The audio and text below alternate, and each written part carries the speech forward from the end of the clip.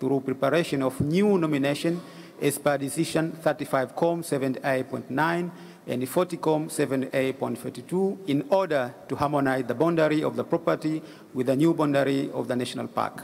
And number 12, request state party to initiate development of the new GMP to encompass the expanded Samion Mountain National Park boundaries and further refine the policy and management framework with the objective to reduce overgrazing, better manage tourism and infrastructure, and promote alternative livelihood. And the final one, 13, finally request the state party to submit to the World Heritage Community Center by 1st February 2018 an updated report on the state of conservation of the property and the implementation of the above for the examination by World Heritage Committee at its 42nd session in 2018. So what has been done, Chairman, is to introduce paragraph number 4, which was number 13, and then recast number 9, number 10, and number 11. That's what has been done. Thank you. Thank you. The rapporteur, I understand that this very document reflects the agreement we have reached before the lunch, and now we can visit this draft decision before being adopted step by step. Sorry for that. Para 1 adopted. Para 2 adopted. Para 3 adopted as amended. Para 4 Cuba wishes to take the floor. Sí, gracias, señor presidente. A mí me genera dudas si este párrafo, que ya es un párrafo resolutivo, debe ir al inicio de esta decisión, porque después tenemos otros párrafos que toman nota. Entonces, no sé, lo dejo en manos de la Secretaría si es la práctica que este párrafo resolutivo esté tan arriba en la decisión, cuando hay otros párrafos que están hablando en vistas de pasar, sacar al bien de la lista en peligro. En un párrafo de los últimos, ese es el término que se utiliza, pero lo dejo en manos de la Secretaría. Si valdría mantener este párrafo ahí arriba en los resolutivos y que sea coherente con otras partes del texto. Muchas gracias. Gracias, thank you. I understand that it is just a matter of a sequence, of the sequence.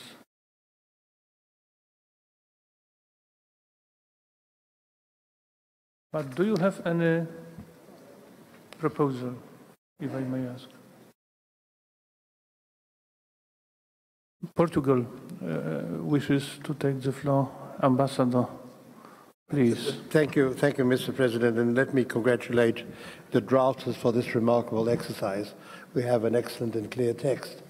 No, I believe that this is a normal procedure. We decide at the head of the resolution or decision, whatever, and then we take the other elements after we have decided what we're going to do. So this is just normal practice. Yes, we normally respect this sequence. I would be happy with it. Thank you. Thank you. So may I ask Cuba if you do not abstain? No. Thank you. Gracias. Para 4 adopted as amended. Para 5 adopted. Para 6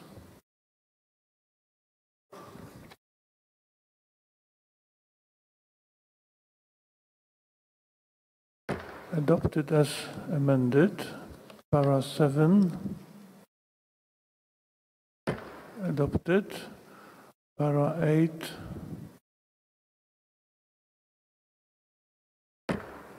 adopted.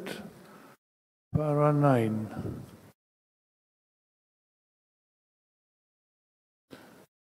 Adopted as amended. Para 10.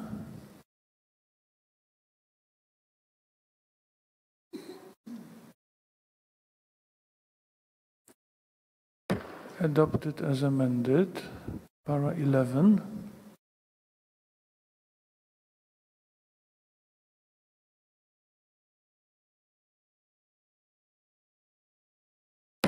Adopted as amended. Para 12.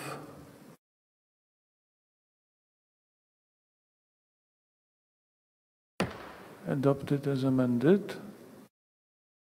And finally, para 13.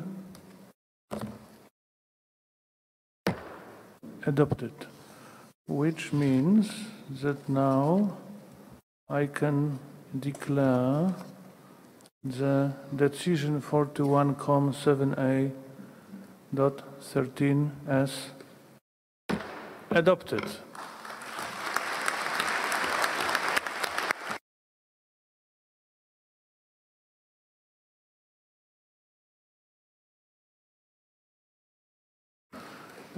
Congratulations to the committee, congratulations to Ethiopia. Would you like to have a very short comment, if I may suggest? The floor is yours. Thank you, Mr. Chair. Excellencies, distinguished members of the committee, ladies and gentlemen. First of all, I wish to thank the government of Poland and the people for the warm welcome and hospitality accorded to my delegation since the arrival to the beautiful city of Krakow.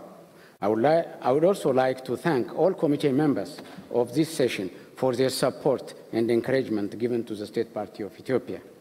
Excellencies, ladies and gentlemen, today you have made a decision which conveys not only a commending message to Ethiopia and its communities, but also an exemplary move of expression to support and jointly conserve the properties of our common heritage.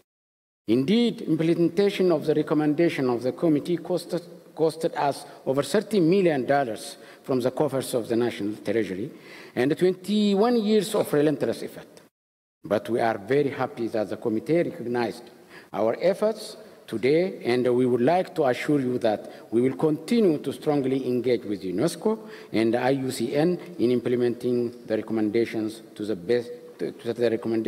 best conserve the site. I thank you, Mr. Chairman. Thank you.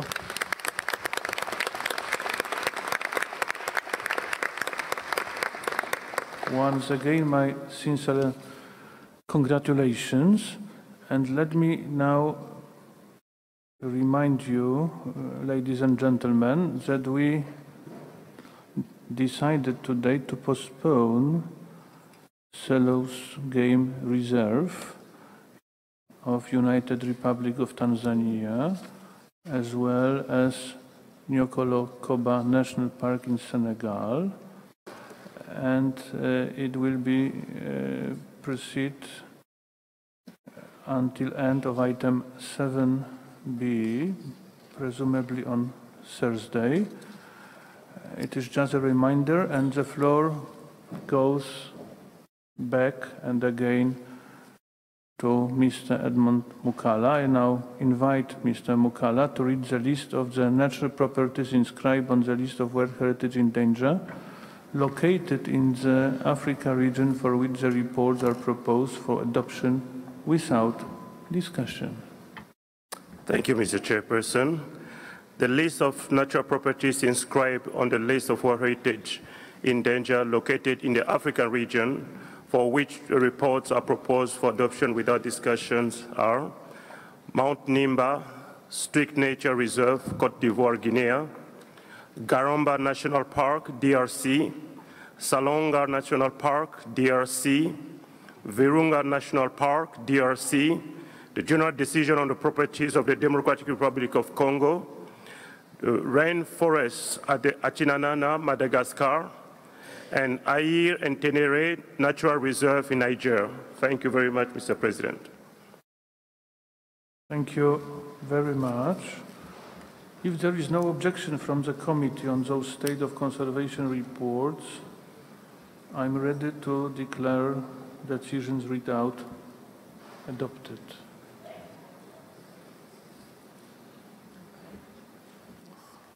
I see none, so I declare those decisions adopted. And I would now like to ask whether any observer delegation would like to express themselves about one of the properties for which we have adopted the decision without discussion.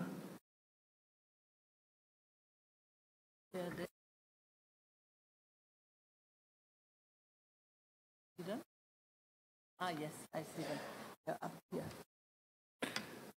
I have the pleasure to give the floor to Uganda. Sir, the floor is yours. Thank you very much, Mr. Chairman. Mr. Chairman, Uganda welcomes the work of the World Heritage Committee in its implementation of the World Heritage Convention. And Uganda is committed to biodiversity conservation and protection of the environment against the impacts of oil and gas activities as enshrined in its oil and gas policy. Uganda has noted with serious concern, however, Decision 40-71/11, specifically paragraphs 5, 6, and 7, adopted during the 40th session of the World Heritage Committee and readopted today at its 41st session. We are concerned that such a decision, which may have far-reaching consequences on Uganda, have been arrived at and adopted without first establishing even the basic facts on the ground.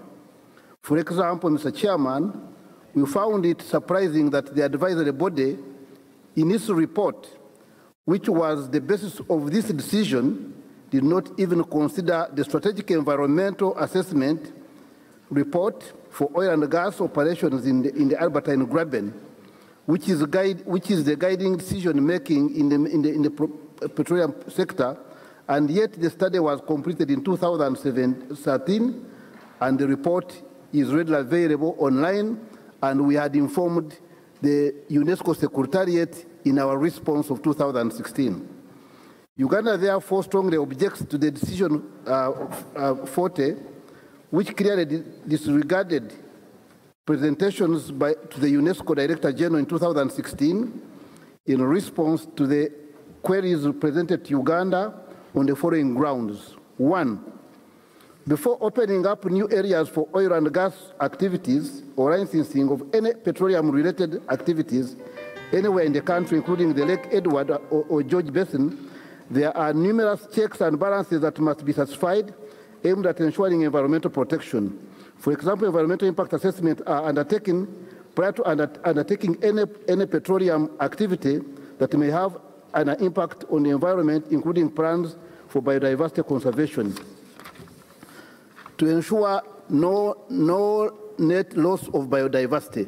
Therefore, Uganda is of the position that with implementation of adequate mitigation measures, oil and gas exploration or exploitation may be compatible with World Heritage status. Uganda therefore wishes to state that the Ngaji Block, which is part of the Lake Edward and George Basin, is one of the basins in the Albertine Graben where oil and gas exploration has been undertaken since the late 1990s. Uganda has put in place the required policy, legislative and institutional framework to ensure that oil and gas activities in the Albertine region as a whole do not have a negative impact on the environment. To date, oil and gas developments are coexisting harmoniously with other sectors in the region. To date, therefore, the decision of Uganda to include the Ngaji Block in the calls for tender for the future petroleum exploration projects does not contravene Article 6.3 of the Convention and is not considered highly likely to damage the OUV and integrity of the region as alluded to under paragraph 7. It is in this regard, therefore, Mr. Chairman, that Uganda fully supports the decision 40, COM5C, that aims at integrating sustainable development perspectives into the process of the World Heritage Convention. And in this regard, Uganda welcomes the report presented during this 41st session and look forward for its quick operationalization. Finally, Mr. Chairman, Uganda calls for the review of the decision stated in paragraph 5, 6, and 7 and remains ready and committed to engage with the Heritage Committee to exchange information in this regard. Thank you very much, Mr. Chairman. Thank you, sir. And just a technical reminder, observers, and we request that our this report is included in the final report. Thank you.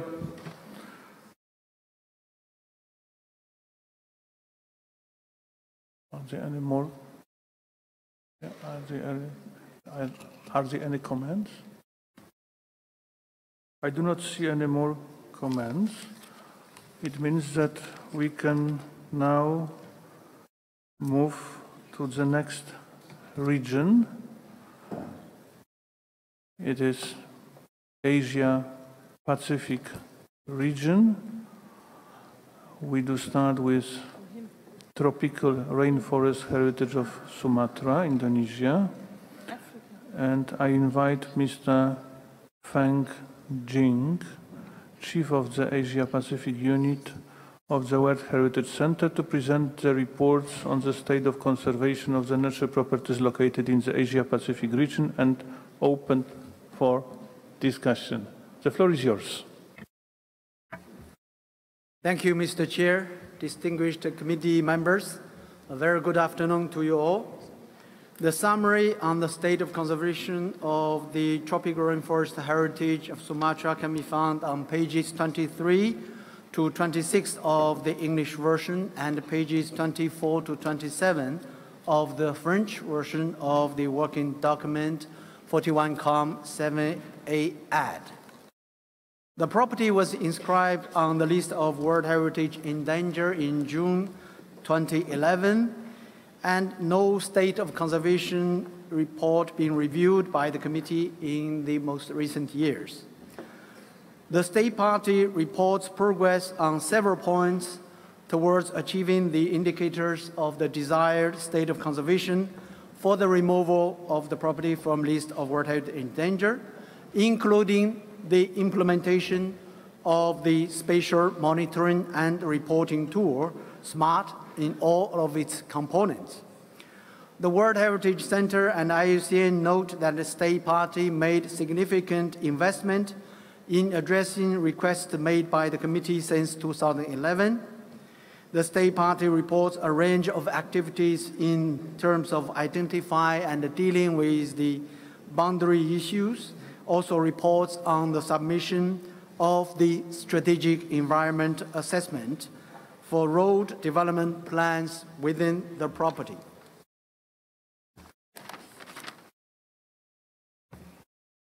On the 17th of May 2017, the director of the World Heritage Center wrote to the state party to seek further information regarding the proposed development of a geothermal project within Grün-Lierzer National Park and the related preliminary study of the project. No further information has been provided on this property since the distribution of working document. In view of the concerns about plans to develop geothermal energy inside the property, the World Heritage Center and IUCN recommend that the committee request the state party to invite an IUCN reactive monitoring mission to the property, which shall provide advice on any proposed geothermal development and its impact on the property's OUV. The mission shall also assess the progress made with the implementation of the corrective measures towards achieving the desired state of conservation. Finally, the World Heritage Center and IUCN recommend that the committee retain the property on the list of World Heritage in Danger. The draft decision 41-7A18 can be found on page 25 of the English version and page 26 of the French version of the working document. Mr. Chair, IUCN will provide its comments on this property. Thank you. Thank you. Thank you very much. And now it's time for IUCN. IUCN, you have the floor, please. Thank you, Mr. Chair. IUCN welcomes the States Party's statement that a preliminary study to explore the possibility of developing geothermal energy extraction within the property will not be conducted. However, IUCN notes that according to third-party information, such a study has indeed been commissioned by the proponent of a geothermal project located within the property on the Kapi Plateau in Gunung Leuser National Park. This area contains critically important habitat for all 4 key species of the property, namely Sumatran tiger, rhino, elephant and orangutan, and its current classification as a core zone of Gunung Leuser National Park legally protects it against geothermal developments. In September 2016, the Indonesian government rejected the proponent's request to consider reclassifying this area from a core zone to a utilization zone, which would have legally enabled the proposed geothermal development to go ahead. However, third-party information indicates that there continues to be uncertainty about the status of this project, and that in March 2017, a meeting was convened by the Ministry of Energy and Mineral Resources to discuss geothermal development in the property. Mr. Chair, since the committee's previous session in 2016, IUCN has had several opportunities to exchange directly with the State Party regarding the question of geothermal development in and around the property. And during these discussions, the State Party has indicated that it would welcome a mission to provide further advice on these matters. And as noted by my colleague from the World Heritage Center, that is the recommendation before the committee to request that the State Party invite such a mission. Thank you, Mr. Chair. Thank you. Thank you very much. And now I invite the committee members to express the comments. Philippines as the first. Philippines, you have the floor. Excellency. Thank you very much, Mr. Chairman. This property was listed in the list of the World Heritage in Danger in 2004, and the Philippines notes that since then, considerable state actions, as well as international assistance, technical assistance, and dialogue with advisory bodies have transpired, resulting in greater protection and substantial improvements in addressing the threats to which the property is exposed, with a view to achieving the desired state of conservation for the removal of the property in the list of World Heritage in Danger. For this, we congratulate Indonesia and encourage further such progress. This again reinforces our opinion that the inclusion of a property in the list of World Heritage in Danger should be viewed and utilized constructively, as Indonesia has done. We hope that the other state parties will also view it in this commendable manner. The Philippines welcomes that the Indonesian government has not permitted the construction of new roads within the property, and all efforts are being taken to ensure that no negative impact on the OUV will be caused by upgrades to existing roads and footpaths, and encourages increasing patrol of the property to discourage illegal logging activities in the area. We look forward in due course to the removal of the tropical rainforest of Sumatra from the World Heritage list in danger. And Mr. Chair, if we may ask through you to request the State Party Indonesia to also talk about the developments that they have done to the property. Thank you, Mr. Chair. Thank you, Ambassador. And now the floor goes to Finland. Finland, the floor is yours. Thank you, Mr. Chair. Finland would like to acknowledge the efforts made by Indonesia to address the threats to this outstanding property. Particularly, we welcome the completion of the SCA for road development plans that notes the negative impact on OUV of the property if road development would be allowed within the site. We encourage the State Party to implement the recommendations of the draft decision in this regard, as well as inviting IUCN to a reactive monitoring mission. We recognize the strong responsibility that mega-biodiverse countries, such as Indonesia, have for conserving diverse biodiversity, and we call upon the international community and all partners to strengthen their support to Indonesia in its efforts to protect this important site, including strengthening the property-wide monitoring of key species. Finland supports the draft decision. Thank you, Mr. Chair. Thank you. And now, Portugal. Ambassador, Excellency, the floor is yours. Thank you very much, Mr. President. And I'll be very brief because, furthermore, my esteemed colleague from the Philippines and dear friend took the words out of my mouth. But so I was practically going to say the same thing. And Portugal indeed commends the State Party of Indonesia for its very positive attitude towards the inclusion of this property in the endangered list. I think this should be seen as an example. And we commend Indonesia also for its continuous efforts to address the challenges affecting the property, namely the management of ground floor infrastructures, and in this context welcomes the submission of the strategic environmental assessment for road development plans that could affect the property. We are concerned about the continuous adverse effects of illegal looting, poaching, and small-scale mining. As for the commitment taken by the State Party not to pursue a preliminary study to explore the possibility of developing geothermal energy extraction within the property, we would like to further hear the State Party on this, as it seems to be some conflicting information. I think, as my colleague from the Philippines had already suggested that it would be very useful for the representative of Indonesia to give clarification on this and other matters. Furthermore, we encourage the State Party to improve the management and governance of the property and to engage fully with provincial and local authorities as well as with other stakeholders.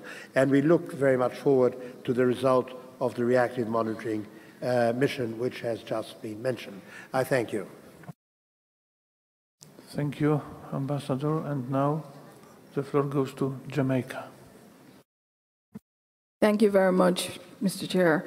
Jamaica commends the State Party of Indonesia for the work that they have undertaken thus far to address the threats facing the tropical rainforest heritage of Sumatra. We highlight efforts to contain road infrastructure development at the site, particularly with respect to strategic environment assessment. Despite the advances made with smart patrols, which we just heard about, we note the call for the State Party to urgently strengthen property-wide monitoring of key species. We also take note of the issues of law enforcement that needs to be improved if there is to be a dent in the illegal activities at the site. The matter concerning geothermal development inside the property is one that the State Party could be invited to speak to. And we believe it would also be useful to receive some clarification on the third party that seems to be influencing the advisory body's position concerning this matter. We therefore encourage the State Party to follow through on its own expressed interest to invite a reactive monitoring mission to the property to further assess progress made with the implementation of corrective measures. In light of the information presented, Mr. Chair, we support the advisory body's recommendation that the property is retained on the list of World Heritage in Danger. Thank you. Thank you. And now the Republic of Korea. Korea, the floor is yours. Thank you, Chair. The progress report made available by the State Party of Indonesia shows very strong and promising efforts of the State Party working to fulfill the requirements outlined in the DSOCR. The submission of the SCA report is a good way forward, and the close monitoring of property to collect and accumulate significant data is important in providing scientific evidence to make appropriate decisions. The collection of data on the key species marks a good start, and we ask the State Party to enlarge these efforts to collect species data within the overall property as advised by the advisory body. We support the draft decision of requesting the State Party to invite a reactive monitoring mission of IUCN, which will greatly aid in setting constructive methods regarding the geothermal development to ensure the conservation of the property. Thank you. Thank you. And now Vietnam. The floor goes to Vietnam. Mr. Chairperson, Vietnam also echoes with other state parties members in commending the Indonesian side for the job they have been done during the previous years. And we also call on our international community and other stakeholders and partners to continue to support the Indonesian in this endeavor. And also we also wish to have Mr. Chairperson to allow the state party to have a chance to express their development during the past years. And we're looking forward to the property to be removed from the list of endangered. I thank you, Mr. Chairperson. Thank you. As I do not see any other interventions from the side of the respected members of the committee, the floor goes to Indonesia. If you could kindly respond and answer the question. Minister, the floor is yours. Thank you, Mr. Chair. Indonesia always upholds its commitment to implement the decisions of the Committee on the Tropical Rainforest Heritage of Sumatra. In this regard, the government of Indonesia has been carrying out various measures, from law enforcement to community development. That has shown positive impact.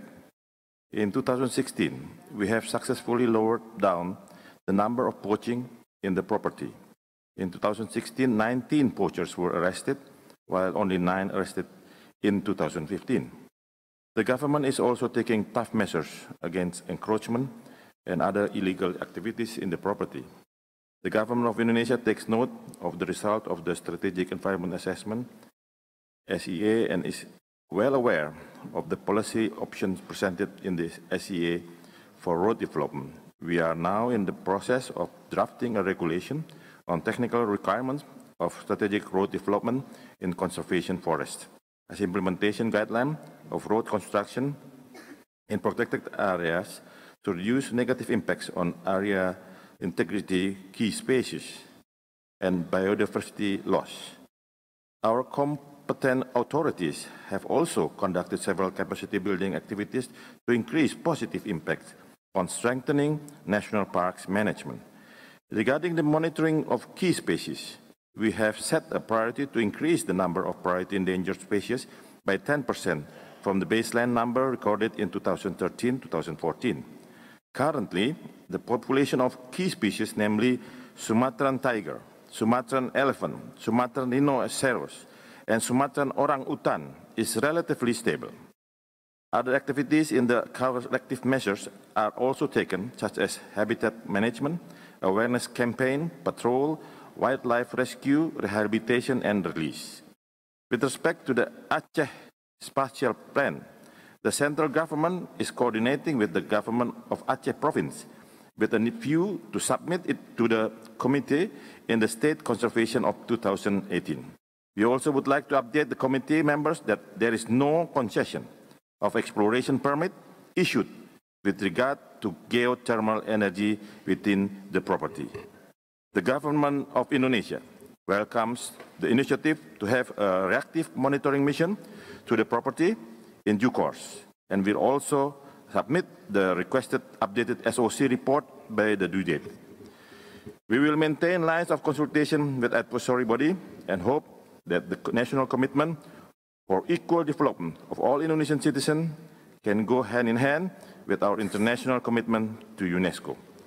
We hope that the committee and the advisory body take a positive note of Indonesia's effort and stand ready to continue assisting us on this matter with a view to remove the property from the list of World Heritage Endangered list at the earliest possible time. I thank you. Thank you, Minister.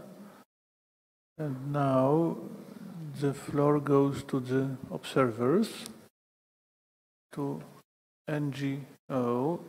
Sir, the floor is yours. If you could kindly introduce yourself, you have 2 minutes. Mr. Chair, my name is Manut Hadi Siswoyo. I am the director of Orangutan Immersion Center from Sumatra. I, along with my colleagues and friends in Indonesia, dedicate my life to the protection of Sumatra's forests and the communities and wildlife that call them home.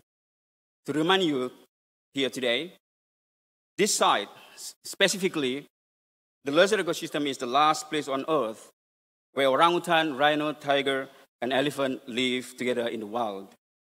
the list of the World Heritage in danger is a critical tool for the state parties to address threats to a World Heritage property. Like the state party, we also wish to see this magnificent property removed from the list of World Heritage in danger. However, this can only happen when the clear and present threat to the outstanding universal value of the property have been removed and the current destructions has been reversed.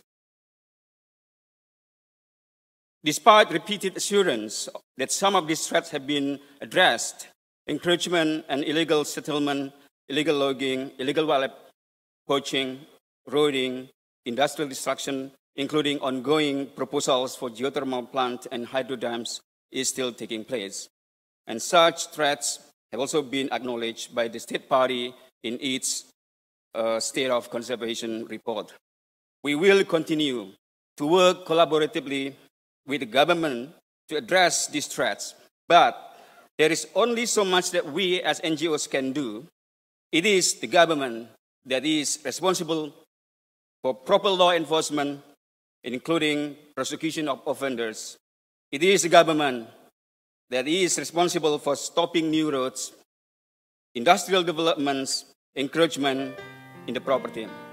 We call on the global community to join us and support the Indonesian government to protect and restore the property and the lost ecosystem. Thank you. Thank you.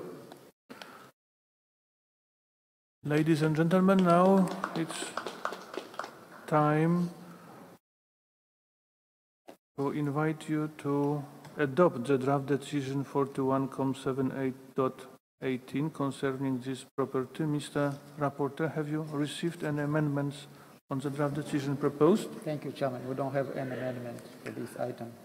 So, if no, I declare decision 41.78.18 adopted. And the floor goes back to Mr.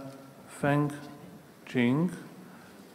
You have the floor, sir, to present the next property, which is East Renal, Solomon Islands.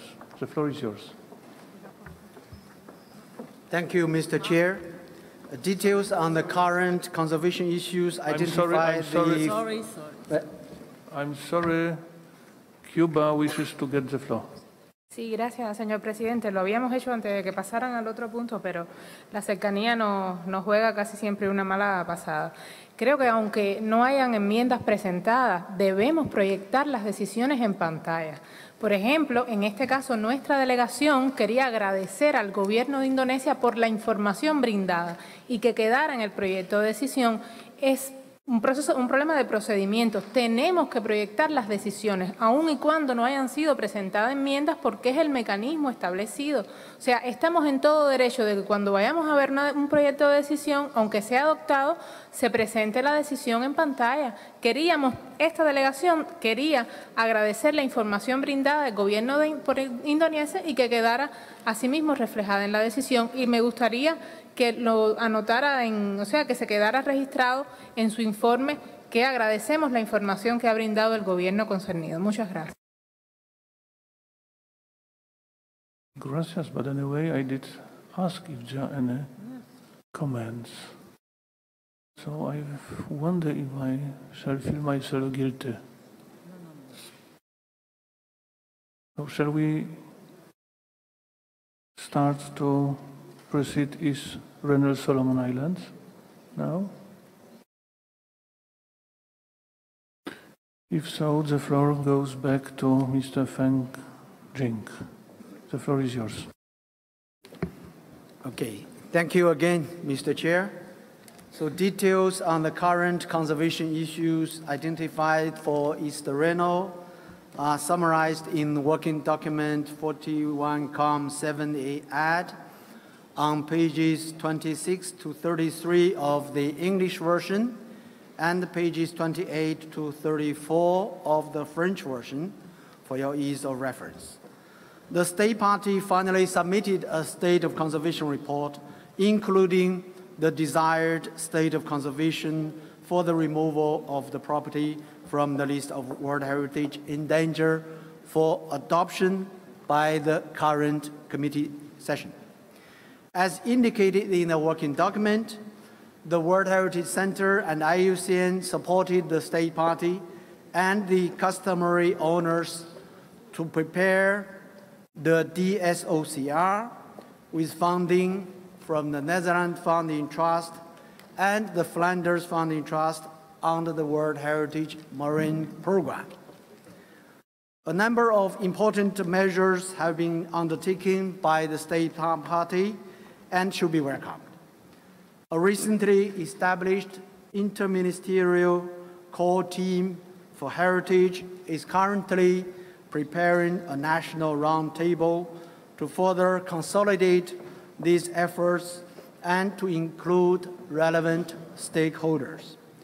It will also discuss the implementation of the proposed desired state of conservation, and the World Heritage Fund furthermore made available amount of $34,500,000 to support this process. In particular, to support the participation of representatives from the customary owners. Additionally, technical assistance via the Netherlands Funding Trust was made available at the World Heritage Center and implemented by the International Center on Space Technologies for Natural and Cultural Heritage, HASTE, a Category 2 center under the auspices of UNESCO.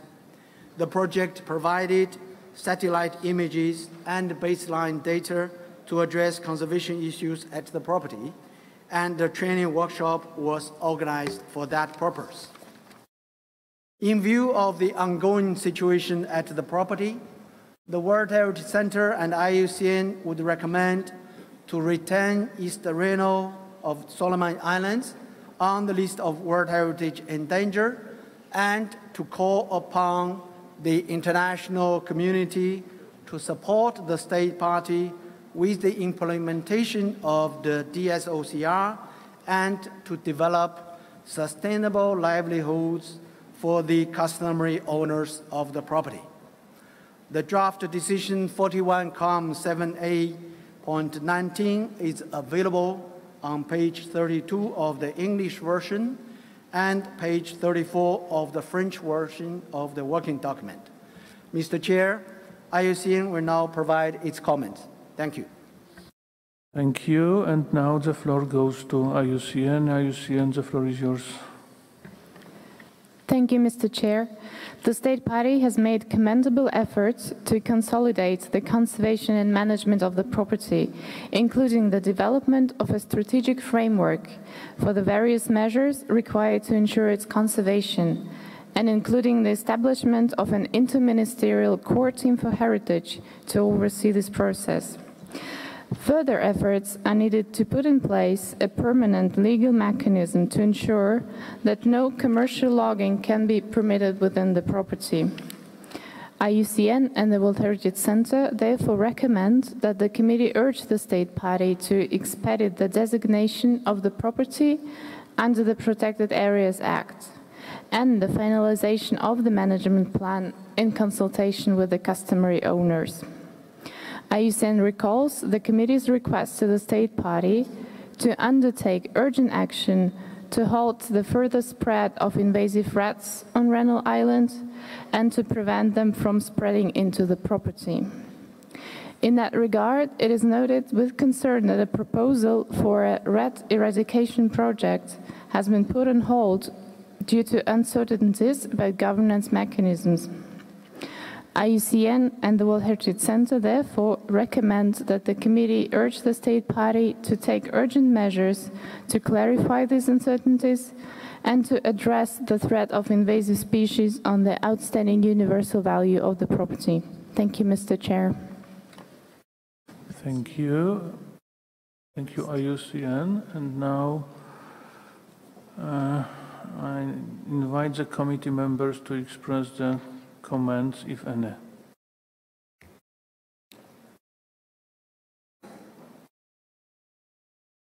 I do see none, which means I shall ask the rapporteur if you have received any amendments on the draft decision proposed. Thank you, Mr. Chairman. We don't have any amendment on this draft decision, which is you see it from the screen. If so, I declare decision 41.78.19 adopted.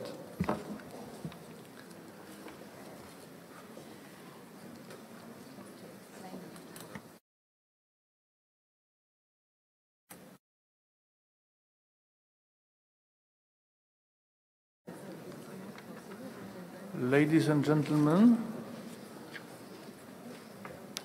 I understand that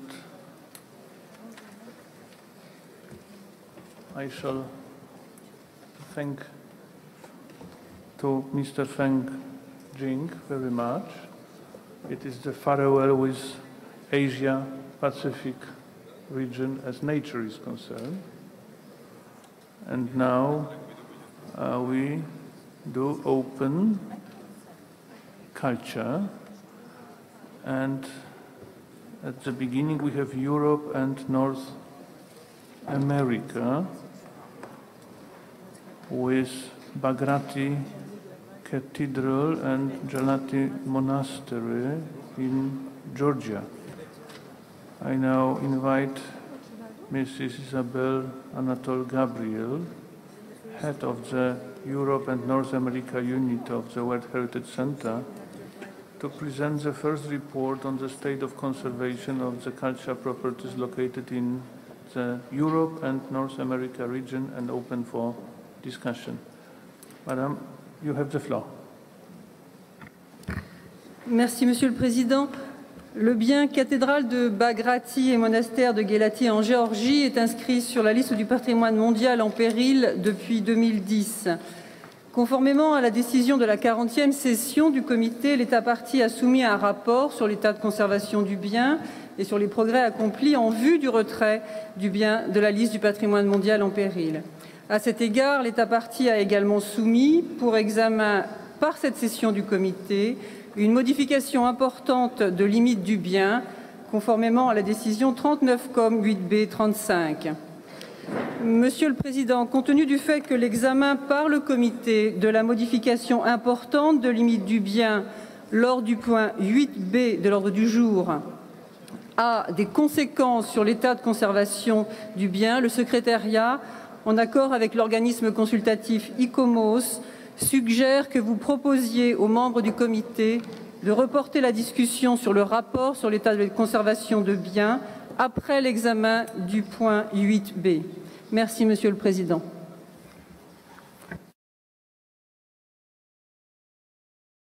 Thank you.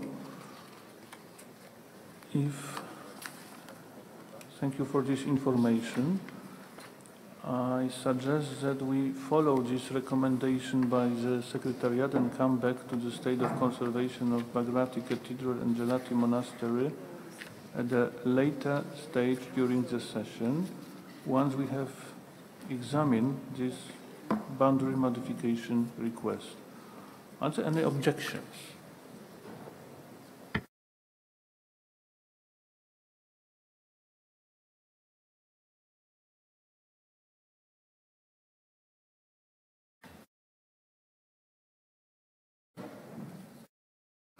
I do not see any. I would like to give the floor to the Secretariat and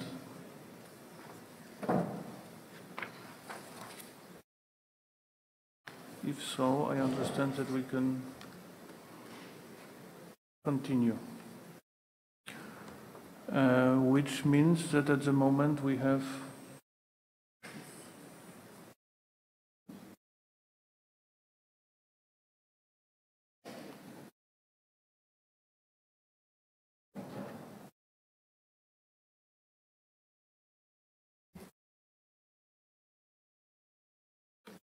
So anyway, the floor goes to Isabel Anatol Gabriel. I understand that we have Liverpool now. The floor is yours. Thank you, Mr. Chairperson. The property of Liverpool Maritime Mercantile City was inscribed in 2004 on the World Heritage List and in 2012 on the list of World Heritage in danger on the basis of the potential danger that the Liverpool Waters Development Project constituted to the World Heritage property.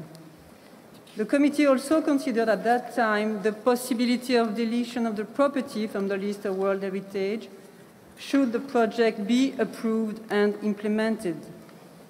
Since 2012, the committee has reviewed every year the state of conservation of the property and has adopted decisions requesting the state party to reconsider the proposed Liverpool Waters development and stop granting consent to developments project before a desired state of conservation for the removal of the property from the list of World Heritage in danger is adopted and a set of corrective measures with a time frame for their implementation is developed. The committee also reiterated in its decisions its serious concern that the Liverpool Waters project would irreversibly damage the continued coherence of the architectural and town planning attributes, as well as the conditions of integrity of the property. The state party has engaged in the preparation of a number of key documents and tools to address the committee decisions. Two statements of desired state of conservation for removal have been submitted by the state party in 2014 and 2016 and reviewed by the World Heritage Center and the advisory body ecchymosis. Furthermore, and since the publication of the State of Conservation report for the 41st session of the committee, the State Party has transmitted the 2017-2024 management plan of the property for review by the World Heritage Center and the advisory body ecchymosis. The State Party also transmitted a response to the ecchymosis technical review of the 2016 desired state of conservation. The State Party response addresses the issue of applying a moratorium on planning permissions to the whole property until the DSOC is agreed and states that the earliest a DSOC could be agreed would be July 2018.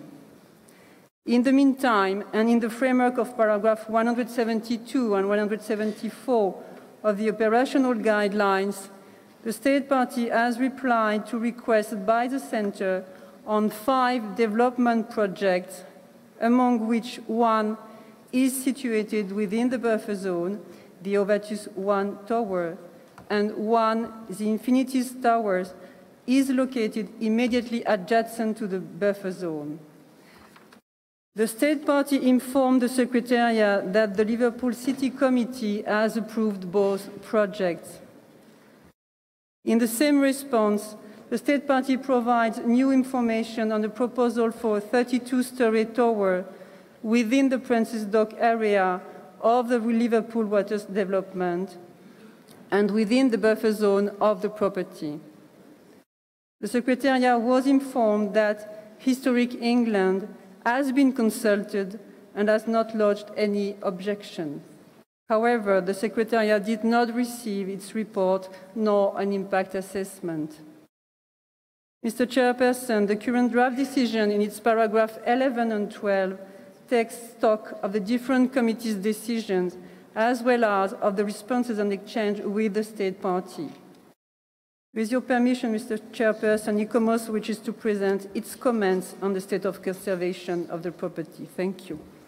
Thank you very much, Madam. And now the floor goes automatically to ecchymosis. Ecchymosis, the floor is yours. Thank you, Mr. Chair.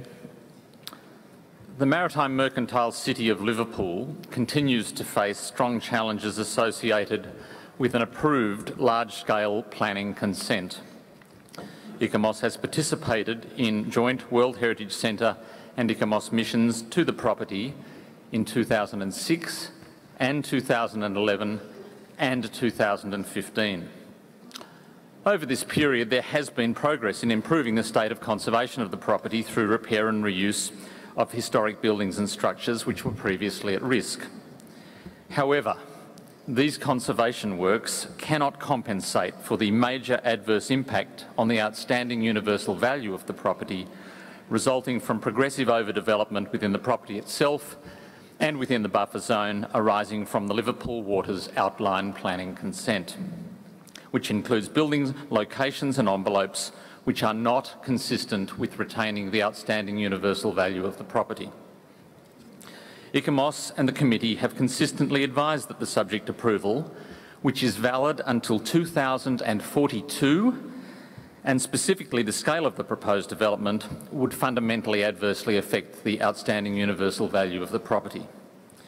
The Statement of Outstanding Universal Value for the property expresses concerns that the height of any new construction in the property should not exceed that of structures in the immediate surroundings. The committee originally considered the Liverpool Waters scheme at its 35th session in 2011, expressed its extreme concern and recommended that it should not proceed, noting that English Heritage, as it was then, regarded the scheme as significantly damaging for the OUV of the property. The potential impact on OUV of the Liverpool Waters scheme was noted in the 2012 Liverpool City Council Officers' Report to Council's Planning Committee, which also advised of potential impact on the property and noted concerns of English Heritage, mission experts and the committee. The property was inscribed on the list of World Heritage in Danger in 2012 because of the danger to outstanding universal value presented by Liverpool Waters. At every session since, the committee has expressed its concern and requested that the scheme be subject to very substantial modification. This has not occurred, and large-scale projects continue to be approved. There have been a range of projects in the buffer zone approved and announced very recently, such as the 34-storey Motor Tower, the 27-storey Avatis 1, 3 27 to 23-storey Infinity Triple Tower high-rise scheme is adjacent to the buffer zone, and a new football stadium is proposed on the waterfront at Bramley Moor Dock within the property. While there may be individual heritage assessments and merits-based decisions for specific projects, it is the ongoing, incremental, cumulative consequence which is giving effect to the threat posed to OUV. The evolving impact is greater than the cluster of towers or changes to the setting of important elements such as the Three Graces. It is also a fundamental change to the visual quality and integrity of the docks, bearing in mind that the property was inscribed as a maritime mercantile city and port. The State Party has prepared and submitted a number of documents which it calls Desired State of Conservation for Removal reports, the most recent in November 2016. But this document does not specify a desired state of conservation, nor provide appropriate corrective measures. It is rather a statement of process to be followed within the existing outline approval. An effective statement on desired statement of conservation for removal should actually identify and require protection of important views, link the strategic city development vision to regulatory planning and specify actual heights and built form envelopes for new development, among other things. In other words, the DSCOR needs to express the desired state. As already noted by the committee, the final DSOCR should precede finalisation of the planning tools and regulatory framework, including revision to the supplementary planning document and the Liverpool plan approval. The preparation of a revised, outcomes-focused, desired state of conservation for removal, which identifies precisely how the approved scheme should be refined to protect the outstanding universal value of the property, is now of the utmost urgency to inform necessary major changes to the Liverpool Waters scheme prior to consideration of any further detailed planning proposals or approvals. ICOMOS regrets the misalignment between the obligations of the State Party and the obligations of the local planning authority to consider and determine applications, resulting in continual approval of developments which incrementally impact OUV. Further approval and construction of major developments within the property and its buffer zone should not proceed before the DSOCR is finalised and approved and relevant corrective measures have been taken. Finally, Mr Chair, And ecchymosis recognises the huge difficulty in the circumstances which have now been created, and that the necessary changes, including very substantial reductions to the allowable development, are not something within the power of the state party. It can only be achieved through engagement, negotiation and agreement between the principal stakeholders, in particular Liverpool City Council and the developer Peel Holdings. Thank you, Mr. Chair. Thank you. And it's time now to invite the committee members to express their comments. Portugal, the first. Ambassador, the floor is yours. Thank you very much, Mr. President. And this is an issue that sincerely pains me. I must say it from the outset. We've been going on and on with this dossier for I don't know how many years, and we profoundly regret the almost total absence of progress and what seems to be the unwillingness of the state party to properly address the serious concerns raised by the committee over these years and therefore implement its consecutive decisions. I'm particularly surprised to hear that the argument put forward by the state party for the total paralysis on this matter is that under UK's law, it is unable to accede to the committee's request to limit the granting of planning permissions. Furthermore, the state party is still to submit a proper revised desired state of conservation for the removal of the property from the list of World Heritage in danger, with appropriate corrective measures. After everything we have heard from ICOMOS, is there still some hope that the state party wants to work for the salvation of the remaining OUV of this property?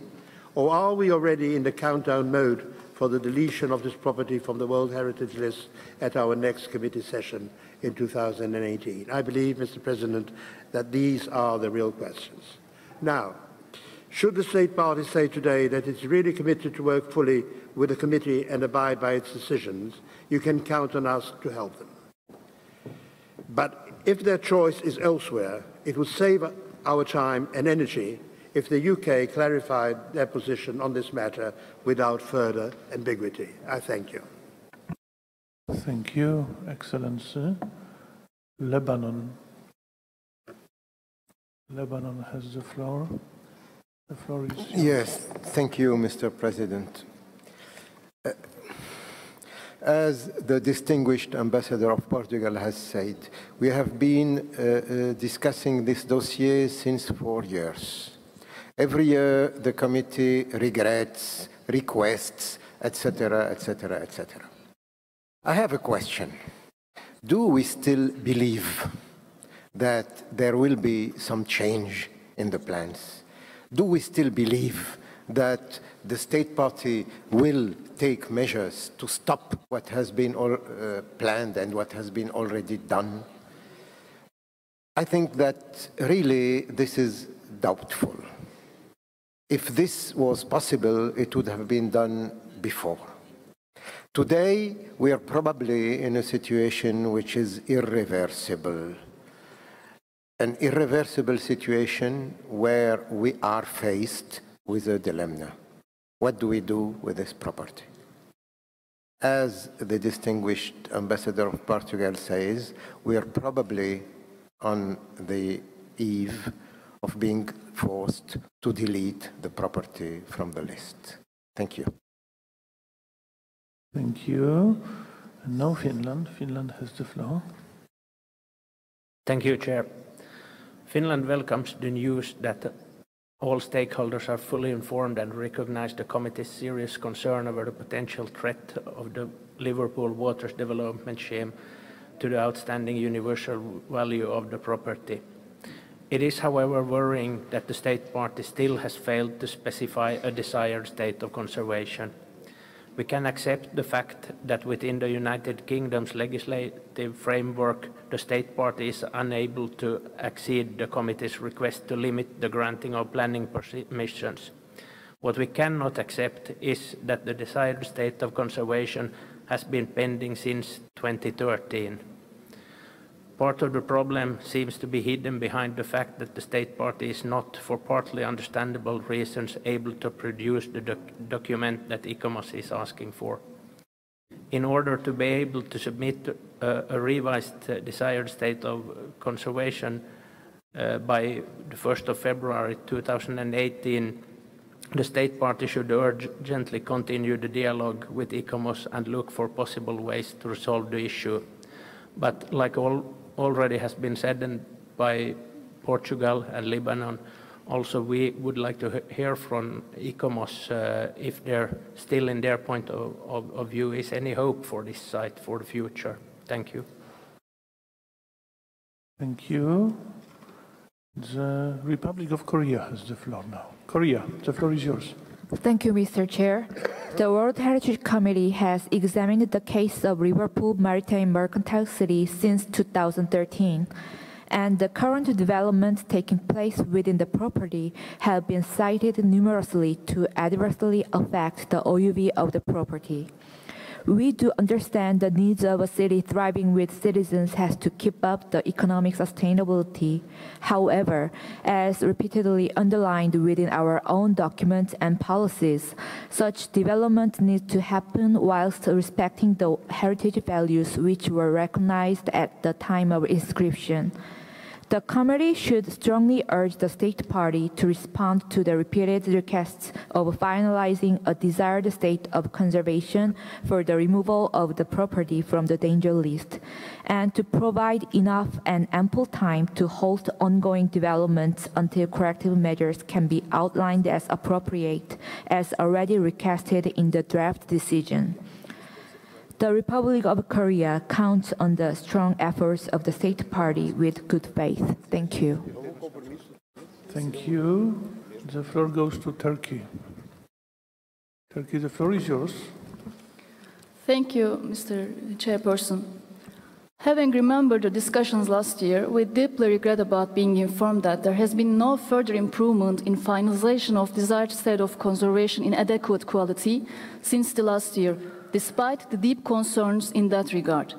It's very unfortunate that there is still not an approved desired state of conservation since the property's inscription in the danger list. Even worse, it's quite disappointing and worrying to read that within the United Kingdom legislative framework, the state party is not able to comply with the committee's request to limit the granting of planning permission for Liverpool water project. Proposals for delisting of the property from the World Heritage List is not welcomed, of course. Delisting should only be applied if an actual and ascertained damage and loss of OUV is occurred.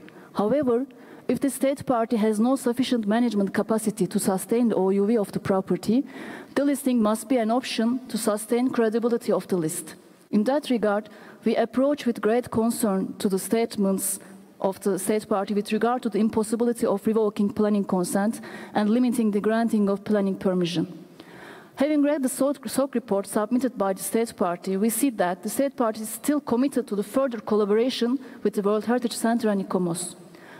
On the other hand, Mr. Chairperson, we would like to remind the members of the committee the discussions about the Dresden and Elbe Valley during the 33rd session in Sevilla.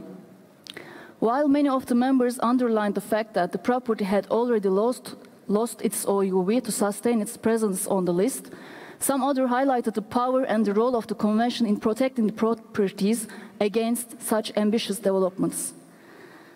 Since taking such a tough decision would possibly challenge the members of the committee at its next session again, before moving forward, we would like to know about the position and stance of the state party as to whether it will continue to implement committee decisions.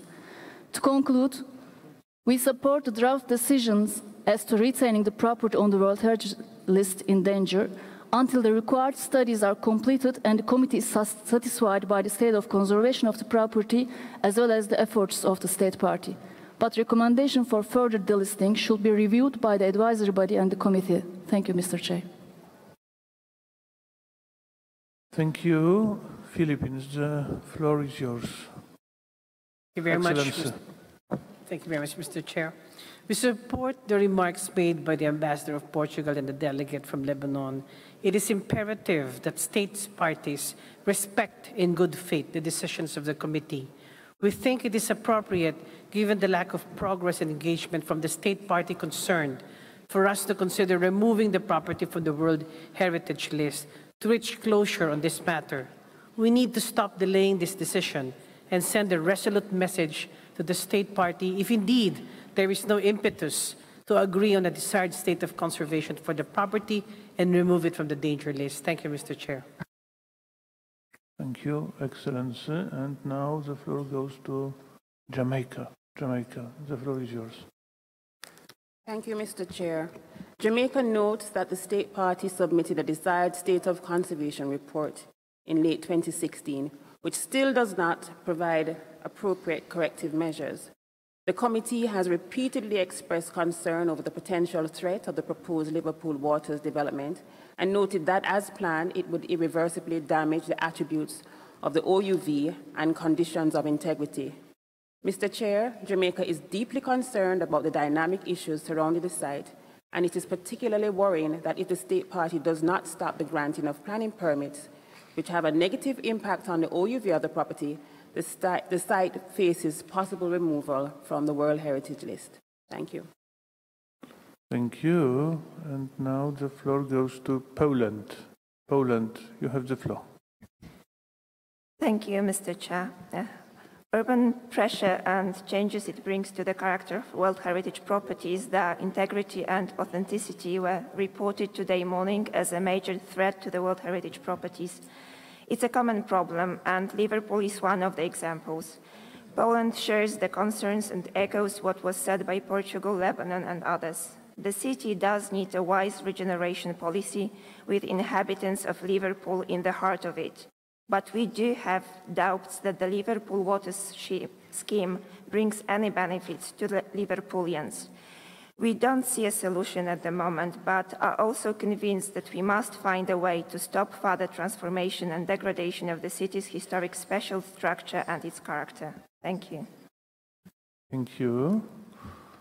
So now the floor should go to the state party, to the United Kingdom of Great Britain and Northern Ireland. I wonder if the respected state party wishes to take the floor. Yes, I can recognize you.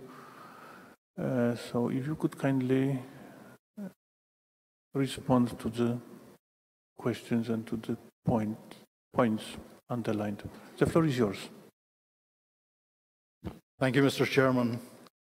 The UK Government is grateful to the Committee, the World Heritage Centre and the advisory bodies for the attention they have devoted to Liverpool's World Heritage status since it was first placed on the danger list.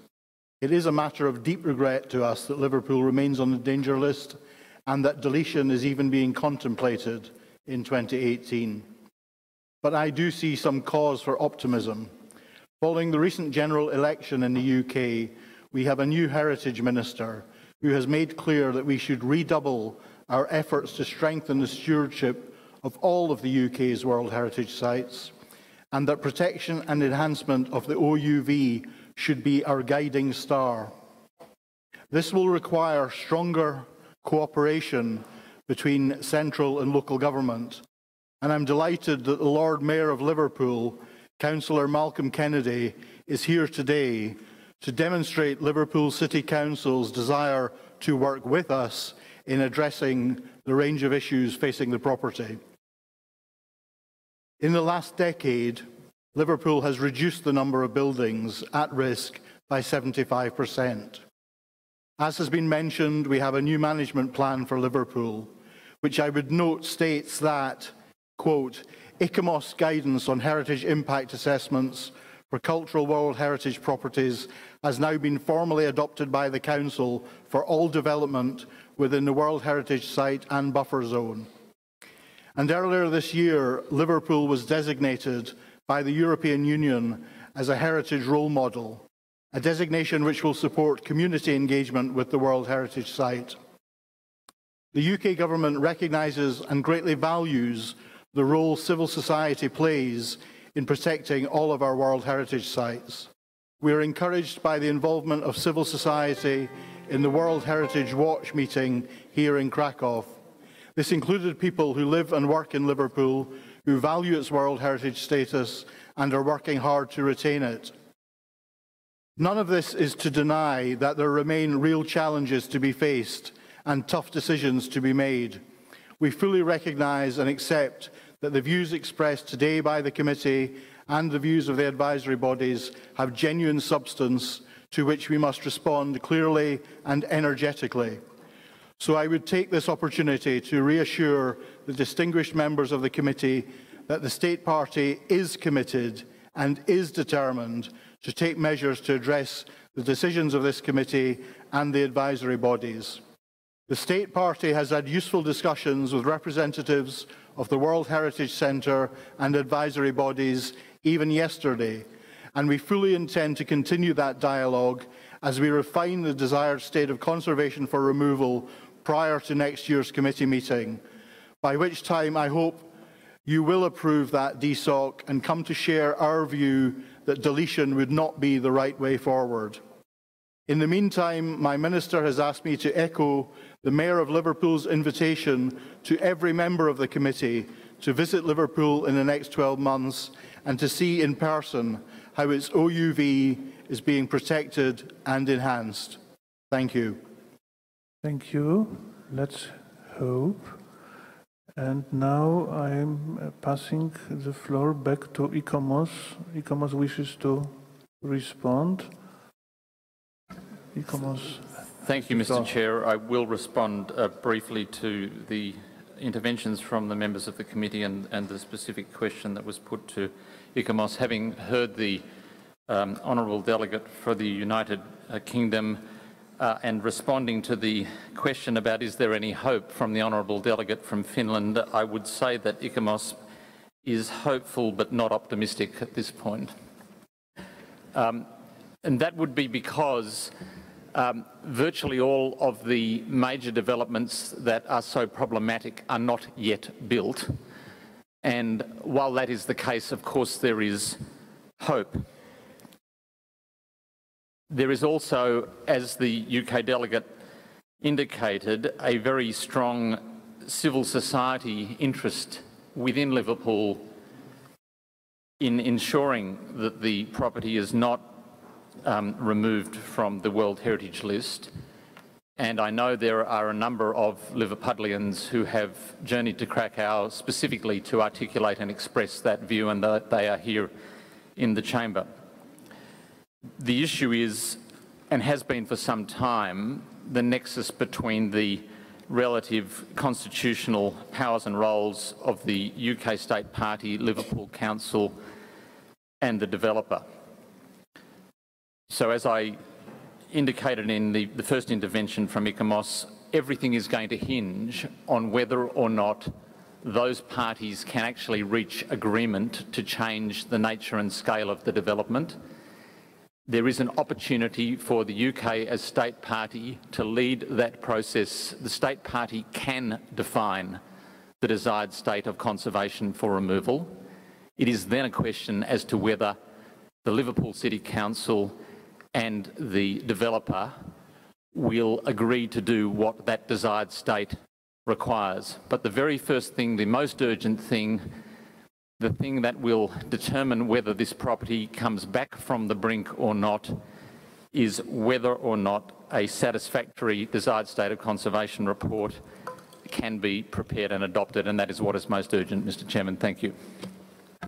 Thank you. And now it's time for the observers.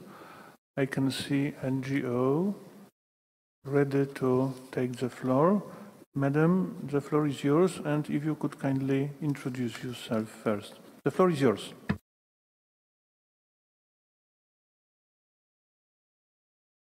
If you could kindly put the microphone on, switch the microphone on.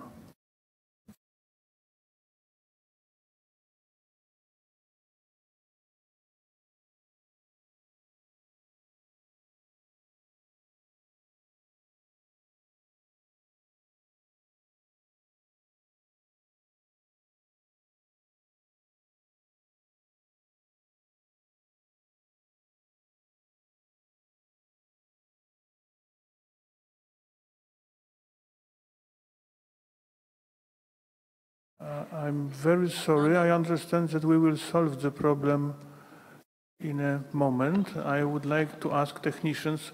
I understand that this next microphone works. Am I right? So we do need a rescue operation, the immediate one.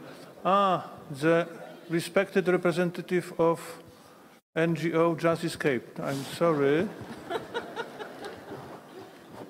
Don't be a Luddite. Don't escape against the technology, please. It is just a matter of... Thank you. Yes. Madam, I'm sorry about that. Don't be stressed. You have 2 minutes. It is a lot of time. Thank you. Thank you, Mr. Chairman, for this opportunity to address you and the committee. I've been asked to read out this statement by Jerry Proctor of the NGO Engage Liverpool, who is unable to be here this afternoon. 75% of the people of Liverpool, in a recent poll, felt that World Heritage Site designation was a status worth fighting for. Civil society actors and members of the academic community are already engaged in the struggle. They have decided that if there is no alternative but to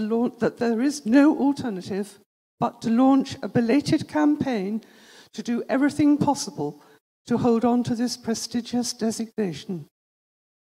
We have calmly waited for the outcomes of negotiations between UNESCO and the state party to reach a successful conclusion. The same problems encountered in Liverpool are also found in Kiev, Vienna, Westminster, and Lahore, to name but a few sites.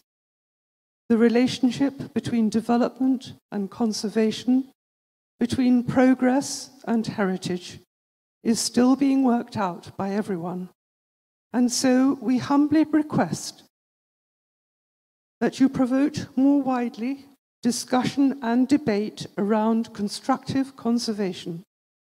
Please support the efforts of the 75% of people in Liverpool who want to retain their respected World Heritage Site status.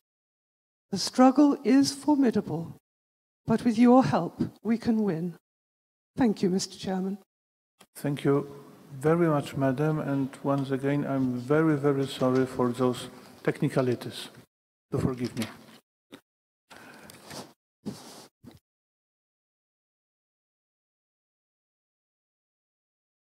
If so, I now invite you to adopt the draft decision 41-78.22 concerning this property. Mr. the Rapporteur, have you received an amendment on the draft decision proposed?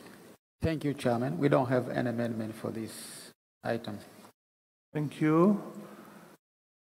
If so, I declare decision 41-78.22 adopted, which means that now we are sailing towards Latin America and the Caribbean.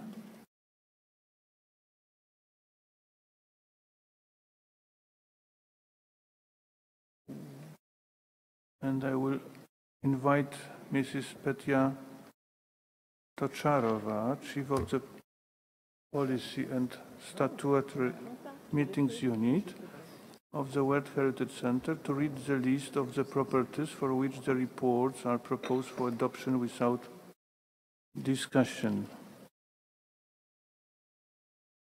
I shall keep talking for a while. Are we ready? Ready. Yes, absolutely. The floor is yours. Thank you, Mr. Chair. The properties the list of properties which are to be adopted without discussions are the city of Potosi, Bolivia, Humberstone and Santa Laura Salpite Works, Chile, the fortifications on the Caribbean side of Panama, Portobello San Lorenzo, Panama, the Chanchan Archaeological Zone, Peru, and Coro and its port, Venezuela, Bolivarian Republic of. Thank you very much. Thank you very much. If there is no objection from the Committee on those State of Conservation reports, I would be happy to adopt. I see none. So I declare the decisions read out adopted.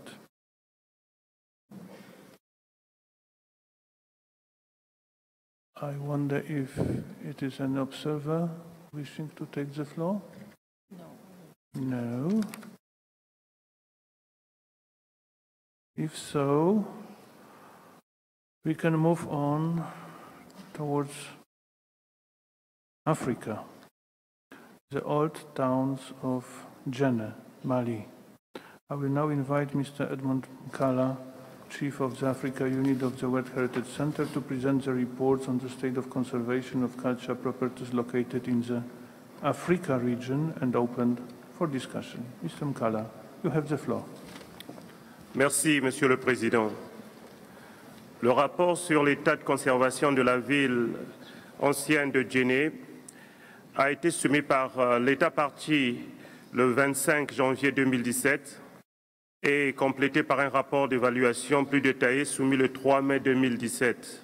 Ce rapport se trouve dans le document WAC 1741 7A, page 63 pour la version française et page 60 pour la version anglaise. Ce rapport a été soumis pour discussion par le Centre du patrimoine mondial et les organisations consultatives.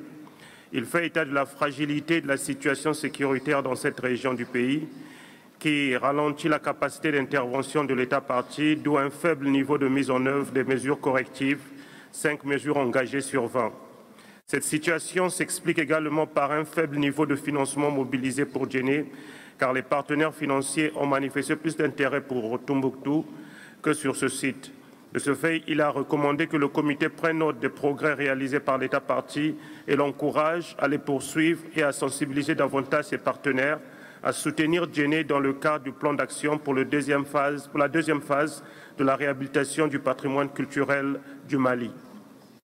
En réponse aux enjeux que font face le bien, le Centre du patrimoine mondial a développé un projet sur l'implication effective des communautés locales dans la sauvegarde du patrimoine en mettant en place des métiers du patrimoine culturel générateurs de revenus pour la population locale, en particulier pour les jeunes, facteur déterminant pour la lutte contre l'immigration massive des jeunes et la radicalisation.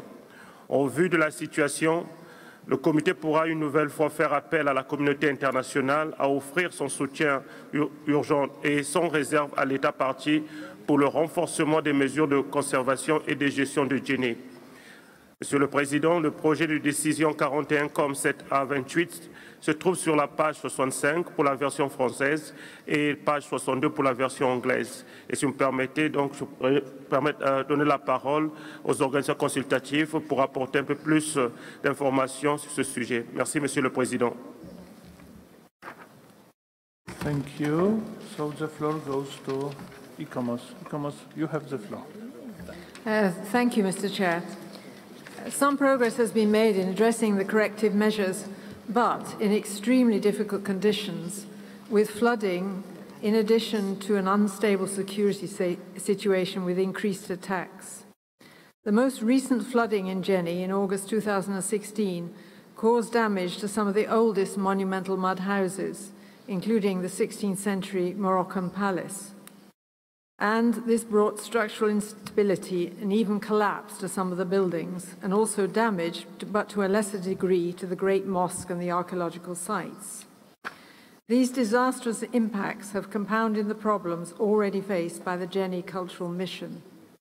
The security situation has led to a gradual decline in the population, which means that houses are no longer regularly maintained and craftspeople have no sponsors, all of which has led to the ongoing deterioration of the built fabric, which could rapidly accelerate over time as traditional mud construction needs regular maintenance. The Cultural Mission acknowledges that they do not have adequate resources to implement effectively their activities. It is a credit to them that progress is being made with the Conservation and Management Plan.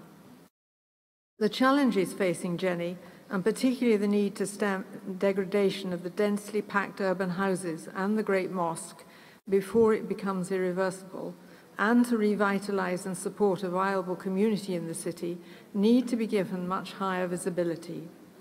Jenny, along with Timbuktu and Agadez, are the few remaining more or less intact urban areas that still reflect the distinctive urban planning and traditional buildings that once prevailed over larger areas of northern West Africa. Ecchymosis joins the World Heritage Centre in supporting a call to the international community to spread the focus of attention beyond Timbuktu in order to encourage support for sustainable conservation of the fragile and extraordinarily scarce urban resource that is Jenny before it is too late. Thank you, Mr. Chair. Thank you. Thank you for this presentation. And now I invite the committee members to express their comments. Finland is the first. Finland, the floor is yours. Thank you, Chair. Finland would like to thank the State Party of Mali for their commitment to start the implementation of some of the corrective measures adopted in the 40th session, despite the challenging situation and the lack of resources. Unfortunately, Mother Nature is not working in favor of the State Party. Further deterioration in the old urban fabric and the collapses of certain buildings was caused by flooding in 2016. Finland encouraged the State Party to seek for international assistance from the World Heritage Fund in order to implement priority action for the rehabilitation of these damaged monumental houses and invite, when the security situation will be stabilized in Mali, a joint UNESCO, ICOMOS, ICROM reactive monitoring mission to the site. Finland supports the draft decision. Thank you. Thank you. Portugal is the next. Excellency, the floor is yours. Thank you very much, Mr. President.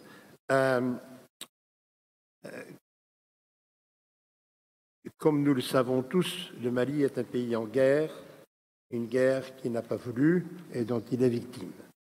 Nous comprenons pleinement la situation difficile à laquelle le Mali doit faire face et à la tâche périlleuse de préserver son patrimoine dans un contexte de constante insécurité et de menaces pour ses institutions et ses citoyens.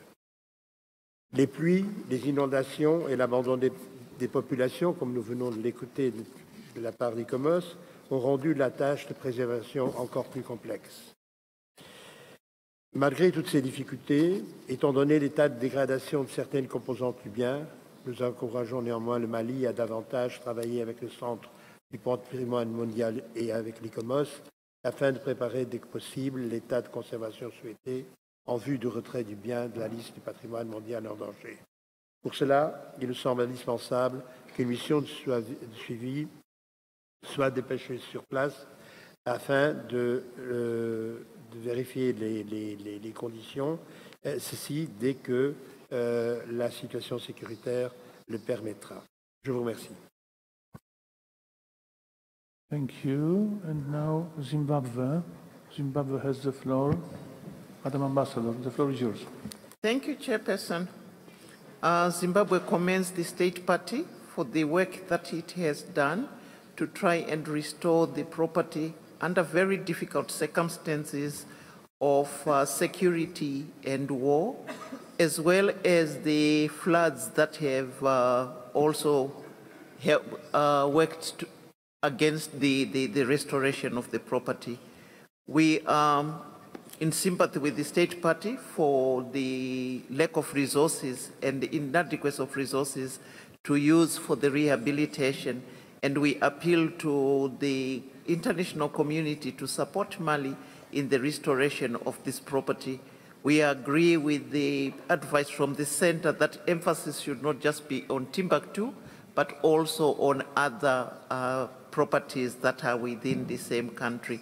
We support the draft decision and also reinforce the need for a reactive monitoring mission, which might also trigger international assistance to Mali. Thank you. Thank you. Jamaica. The floor goes to Jamaica. Madam, you have the floor. Thank you, Mr. Chair. We note that the State Party has moved with alacrity to address the corrective measures laid out by the advisory bodies, and this despite the sustained security factors that the country faces. Up to May 2017, when the State Party presented its SOC report, 5 of the 20 measures outlined were being implemented, and for this, the State Party must be commended. Even with those positive movements, we note additional problems that have emerged after the property was inscribed to the danger list, to include the collapse of historic houses dating to the 16th century and the appearance of cracks following flooding caused by torrential rains in 2016. Given the extreme developments over the last year, including the impact of natural disaster and security concerns, we support the decision that the State Party review and update its implementation schedule concerning the remaining corrective measures. The international community will need to rally around the State Party, given the security factors that are outside their control, and we support the draft decision as presented. Thank you. Thank you. And now, Burkina Faso. Excellency, the floor is yours. Merci, Monsieur le Président. Nous avons suivi la présentation qui a été faite et également les informations qui ont été communiquées par l'État partie s'agissant de la mise en œuvre des mesures correctives que le comité avait adoptées lors de sa dernière session. Nous notons que ces débuts de mise en œuvre des mesures correctives dans des conditions difficiles et dans un contexte sécuritaire qui est précaire démontrent toutefois une bonne volonté de l'État partie à coopérer. Et c'est pour ça que nous voulons qu'il soit encouragé à poursuivre cette mise en œuvre des mesures correctives ainsi que la prise d'action prioritaire pour la réhabilitation des lieux. L'État partie a encouragé de ce fait à solliciter l'assistance internationale au titre du Fonds du patrimoine mondial et aussi à recourir à toute aide de la communauté internationale. Et c'est pour cette raison que nous pensons soutenir le projet de décision qui est proposé. Merci. Thank you. Now, the United Republic of Tanzania. Tanzania, you have the floor, sir. Thank you, Chairperson. Tanzania would also like to echo what the previous distinguished delegates have said with regard to the fragility of the security situation facing the conservation status of this important property. Most of the issues raised actually as challenges would have been accomplished by the State Party. But in an insecurity situation like this, it makes the State Party to concentrate on set up priorities and use most their resources to try stabilize security. This is key. Other conservation challenges will continue to crop up as time goes by if international organizations can't work together to address the issue of insecurity facing this site and Mali in particular. Last year, the mission was not possible because of insecurity. How can conservation work be done? So insecurity will continue to hamper conservation efforts and plans. Mr. Chairperson, we support the draft resolution and advocate for assistance by the international community in assisting the State Party in these difficult times. Thank you, Chairperson. Thank you, sir. Are there any other interventions? I do see none.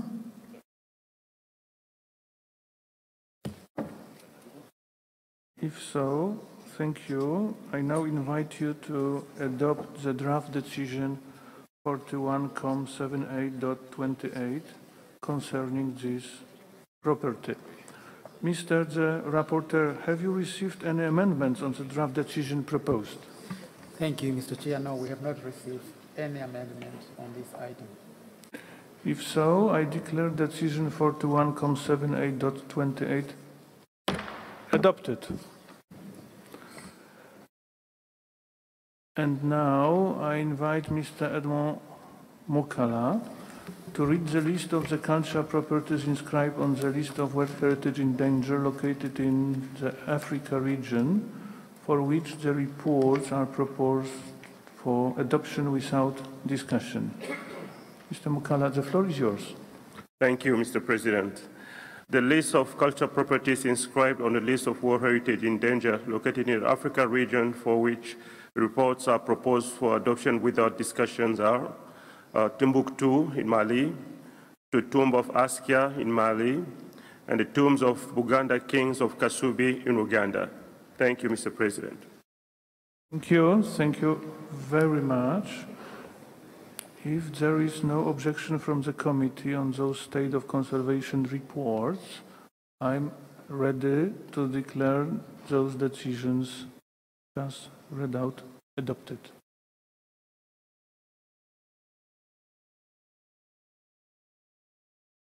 I see none, which means that those decisions are adopted. Ladies and gentlemen, it is time now to move on to the Arab states.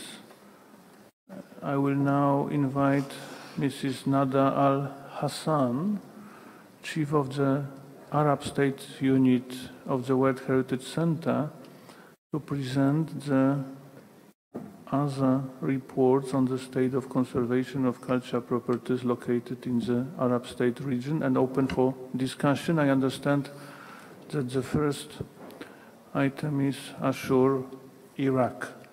Madame, the floor is yours. Merci, Monsieur le Président.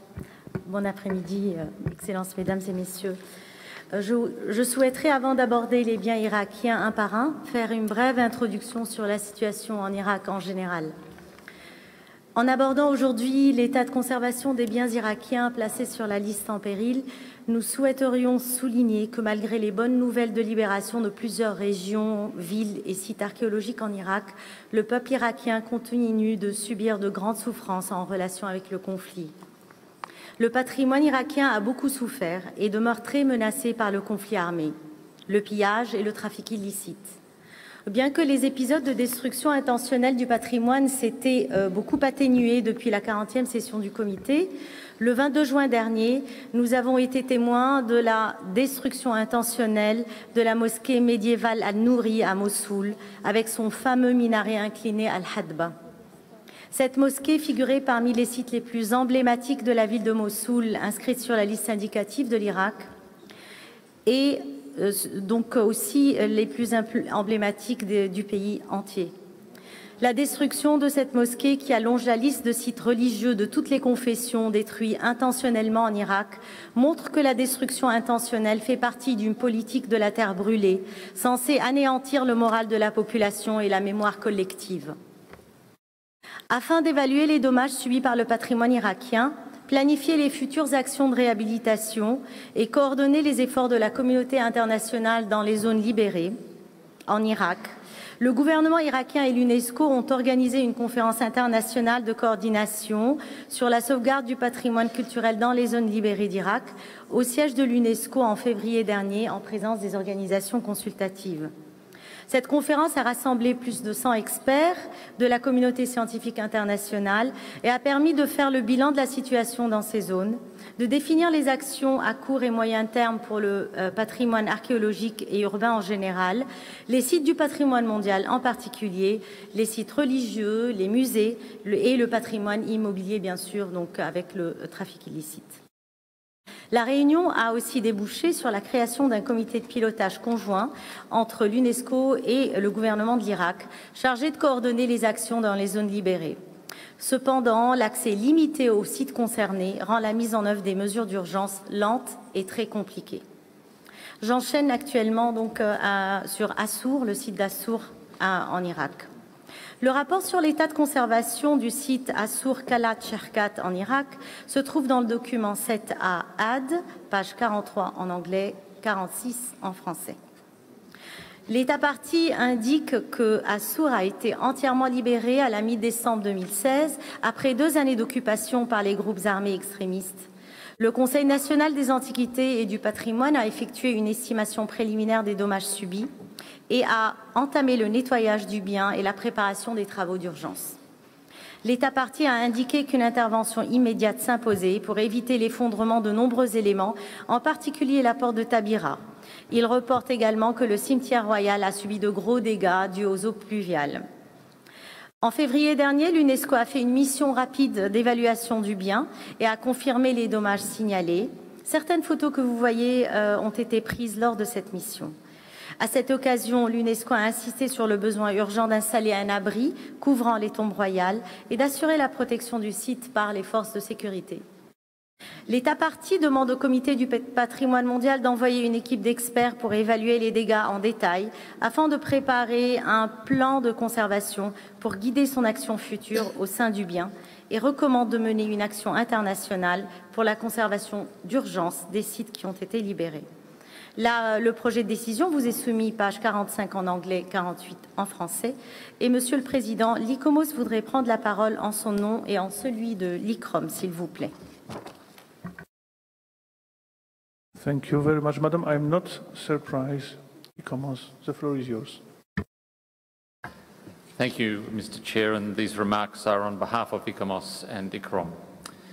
ICOMOS and ICROM acknowledge with regret that armed conflict has significantly damaged Iraq's cultural heritage in this property, but welcomes the liberation of Asha Kalat Sharat in late 2006 and the subsequent rapid assessment activities by the State Board of Antiquities and Heritage.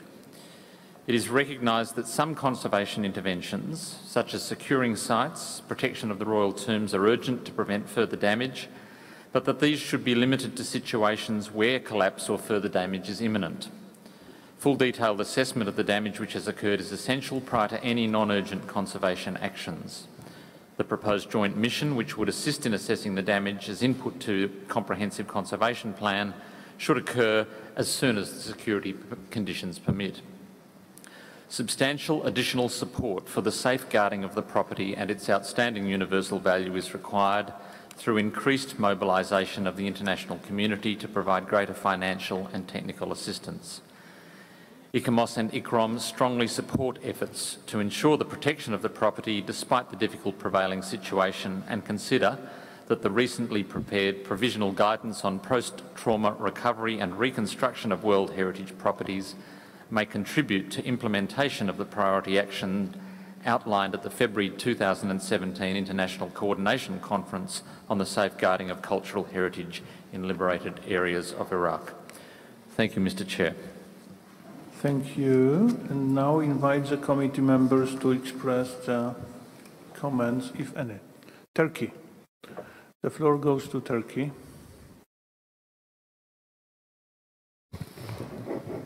Thank you, Mr. Chairman.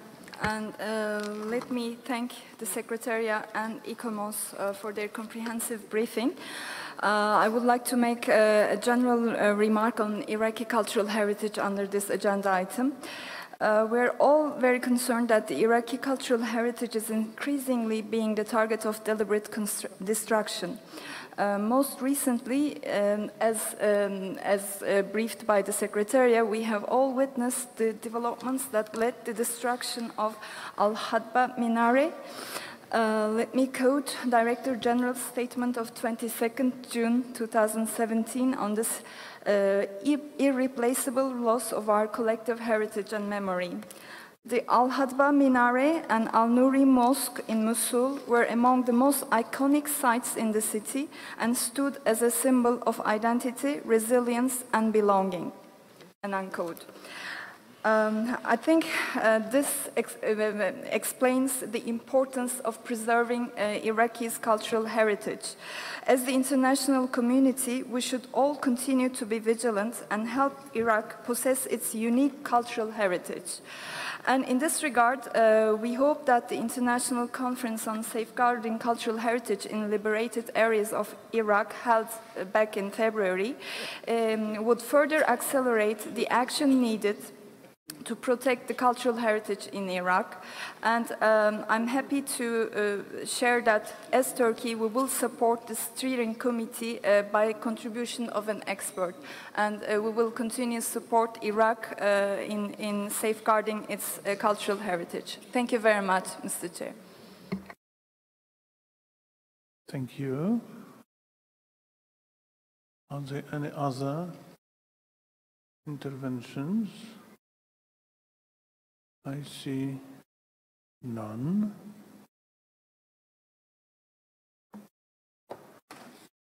So now I invite you to adopt the draft decision 41.7a.33 concerning this property.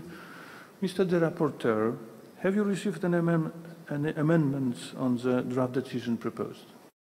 Thank you, Mr. Chair. No, we have not received any amendment on this decision. Thank you.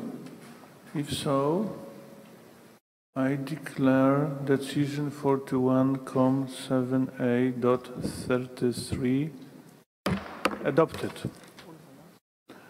And now the floor goes back to Mrs. Nada Al-Hassan. You have the floor to present the next property. Madam, it is Hatra, Iraq. Merci, the floor Monsieur is le yours. Président. Merci. Le rapport sur l'état de conservation du site de Hatra en Irak se trouve dans le document 7A AD, page 46 en anglais et 49 en français. L'État partie a pris le contrôle du site d'Hatra le 26 avril 2017, mais la zone entourant le site reste une zone de combat, rendant l'évaluation des dommages impossible. Notons que Hatra avait été très probablement utilisé comme un lieu de stockage et un centre d'entraînement militaire pour les groupes extrémistes armés, et que le site avait subi à la mi-2014 la destruction intentionnelle de ses éléments sculpturaux figuratifs. Le rapport d'analyse récent des images satellitaires UNITAR UNOSAT indique que Hatra a subi des destructions supplémentaires depuis 2015. L'État partie rappelle l'obligation faite à tous les belligérants, dans le cadre des accords internationaux, de protéger les biens culturels en cas de conflit armé. Il demande au Comité du patrimoine mondial d'envoyer une équipe d'experts pour évaluer les dégâts en détail, afin de préparer un plan de conservation pour guider son action future. Et il recommande de mener une action internationale pour la conservation d'urgence des sites qui ont été libérés. Le projet de décision vous est soumis, page 47 en anglais, 50 en français. L'ICOMOS voudrait prendre la parole en son nom et au nom de celui de l'ICROM, Monsieur le Président. Merci. Yes, ICOMOS, the floor is yours. Thank you, Mr. Chair. ICOMOS and ICROM acknowledge that armed conflict has significantly damaged Iraq's cultural heritage and this property in particular, with occupation by extremist groups resulting in continuing destruction and preventing important conservation works. It is essential that any military actions are mindful of obligations to protect cultural heritage under international law, and that immediate works be focused on essential stabilisation and protection activity such as securing or fencing threatened sites or protecting sculptural fragments. Local conservation efforts also require substantial support through increased mobilisation of the international community to provide greater financial and technical assistance. Comprehensive detailed assessment of the damage is essential prior to any non-urgent conservation actions, and as before, the recently prepared provisional guidance on post-trauma recovery and reconstruction of World Heritage properties may contribute to implementation of the priority actions outlined at the February 2017 International Coordination Conference on the Safeguarding of Cultural Heritage in Liberated Areas of Iraq. Thank you, Mr. Chair.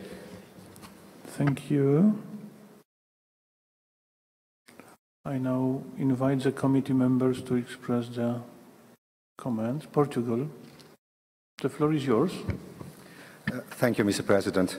We would like to address the two sides that we have just heard of from ICOMOS and the Centre.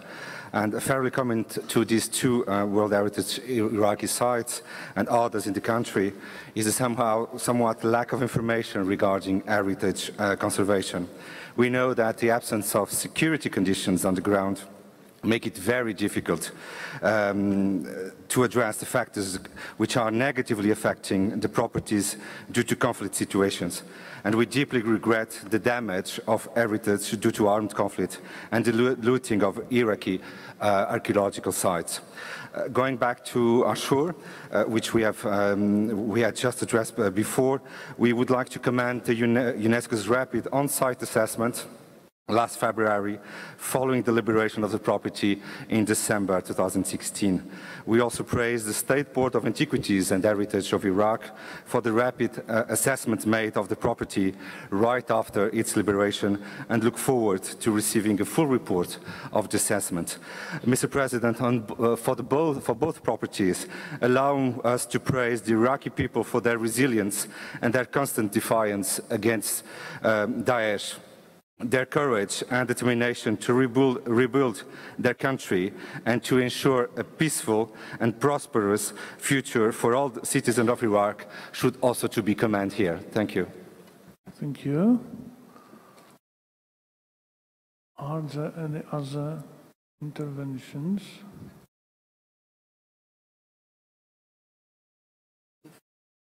The State Party of Iraq wishes to take the floor. If so, the floor goes to Iraq. Sir, the floor is yours. Thank you, Mr. Chair. Thank you for the UNESCO, ICOMOS, ICOM, and all the countries who support Iraq. The terrorists aim to destroy the heritage in order to erase our history and be without a future. The driving forces, those gang plans to destroy our civilization. In the name of my government, I can assure you and the community that the forces of terrorists will be vanished soon. And the international community should be aware now, and that this heritage is belonging to all of us. The most important thing is to raise awareness among people and local community and internationals to appreciate more our heritage. The international community should be aware to protect the cultural heritage, which is for humanity as a whole. This is a moral call for all of us to participate in protecting the cultural heritage and endanger the entire world.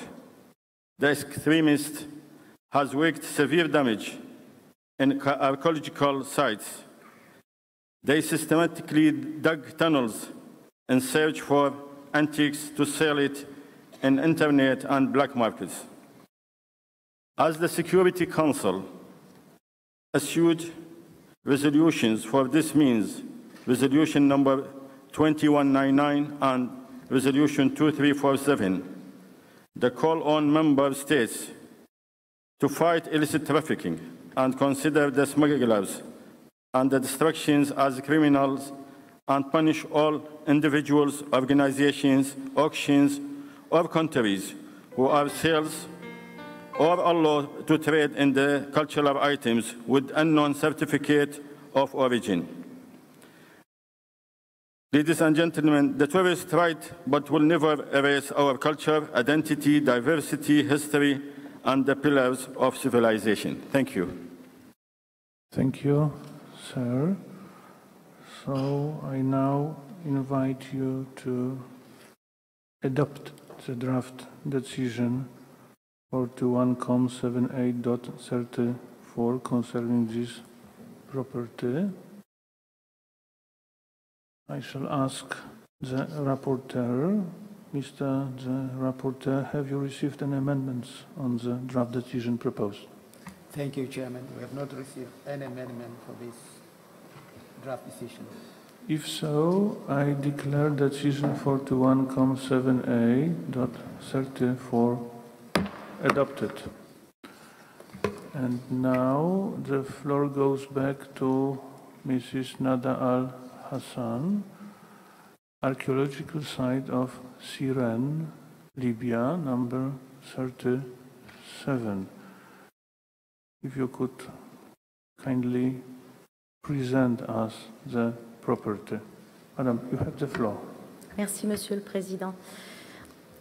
À l'instar de l'Irak, du Yémen et de la Syrie, la Libye fait face à une situation de conflit qui entraîne de grandes souffrances humaines et menace son patrimoine culturel et naturel. D'où l'inscription de l'ensemble des sites libyens sur la liste du patrimoine mondial en péril l'an dernier à Istanbul. Depuis mai 2016, date de la réunion internationale d'experts sur la sauvegarde du patrimoine culturel libyen organisée à Tunis, peu de progrès a été accomplis par la communauté internationale dans la gestion des risques encourus par les sites du patrimoine libyen, en raison de la difficulté d'accéder au pays, mais je dirais aussi en raison des défis liés à la gouvernance de la Libye. Aujourd'hui, les professionnels libyens du patrimoine ont besoin d'un grand soutien. Leurs besoins concernent le renforcement des capacités, l'assistance technique, mais surtout les équipements et les matériaux pour protéger leurs sites, car ils n'ont plus accès à la marchandise internationale. Clôtures, caméras de vidéosurveillance, véhicules, matériaux de construction et de restauration, matériaux pour protéger et transporter et sécuriser les éléments sculpturaux sur les sites archéologiques et dans les musées. Mesdames et messieurs, bien que les sites du patrimoine mondial de Libye n'aient pas subi de dommages importants à ce jour, heureusement, la situation extrêmement difficile de ce pays divisé et en proie à la violence et la présence de groupes extrémistes armés constitue une véritable menace et requiert l'intervention et le soutien de la communauté internationale. Notons aussi que le Centre du patrimoine mondial a été informé à plusieurs reprises du mécontentement des autorités locales et de la société civile suite à la décision du comité à sa dernière session à Istanbul d'inscrire les biens libyens sur la liste du patrimoine mondial en péril. En effet, ces derniers n'ont pas perçu cette inscription comme une marque de solidarité et de mobilisation internationale. Ils l'ont senti comme un manque de reconnaissance de leurs efforts déployés malgré le conflit, ce qui s'ajoute au manque de soutien technique et financier de la communauté internationale. Monsieur le Président, avant d'aborder le site de Cyrène, l'ICOMOS souhaiterait prendre la parole concernant la Libye en général, avec votre permission, s'il vous plaît. Merci.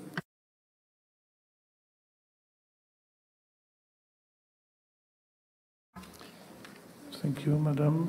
The floor goes to Ikram. Thank you, Mr. Chair. ICOMOS and ICROM will make a general intervention as the issues related to the Libyan properties under consideration are common to all. ICOMOS and ICROM note with regret that the security situation in Libya continues to militate against effective conservation. All of the Libyan properties open for discussion at this session of the committee are impacted by substantial and inappropriate urban encroachment, and this is evidenced by analysis of satellite imagery.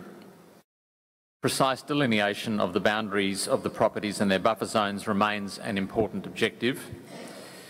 The actions of local authorities and local community members to protect cultural heritage sites are important steps towards longer-term conservation and management, but it is also important that longer-term conservation is founded on a thorough understanding and informed by expert advice.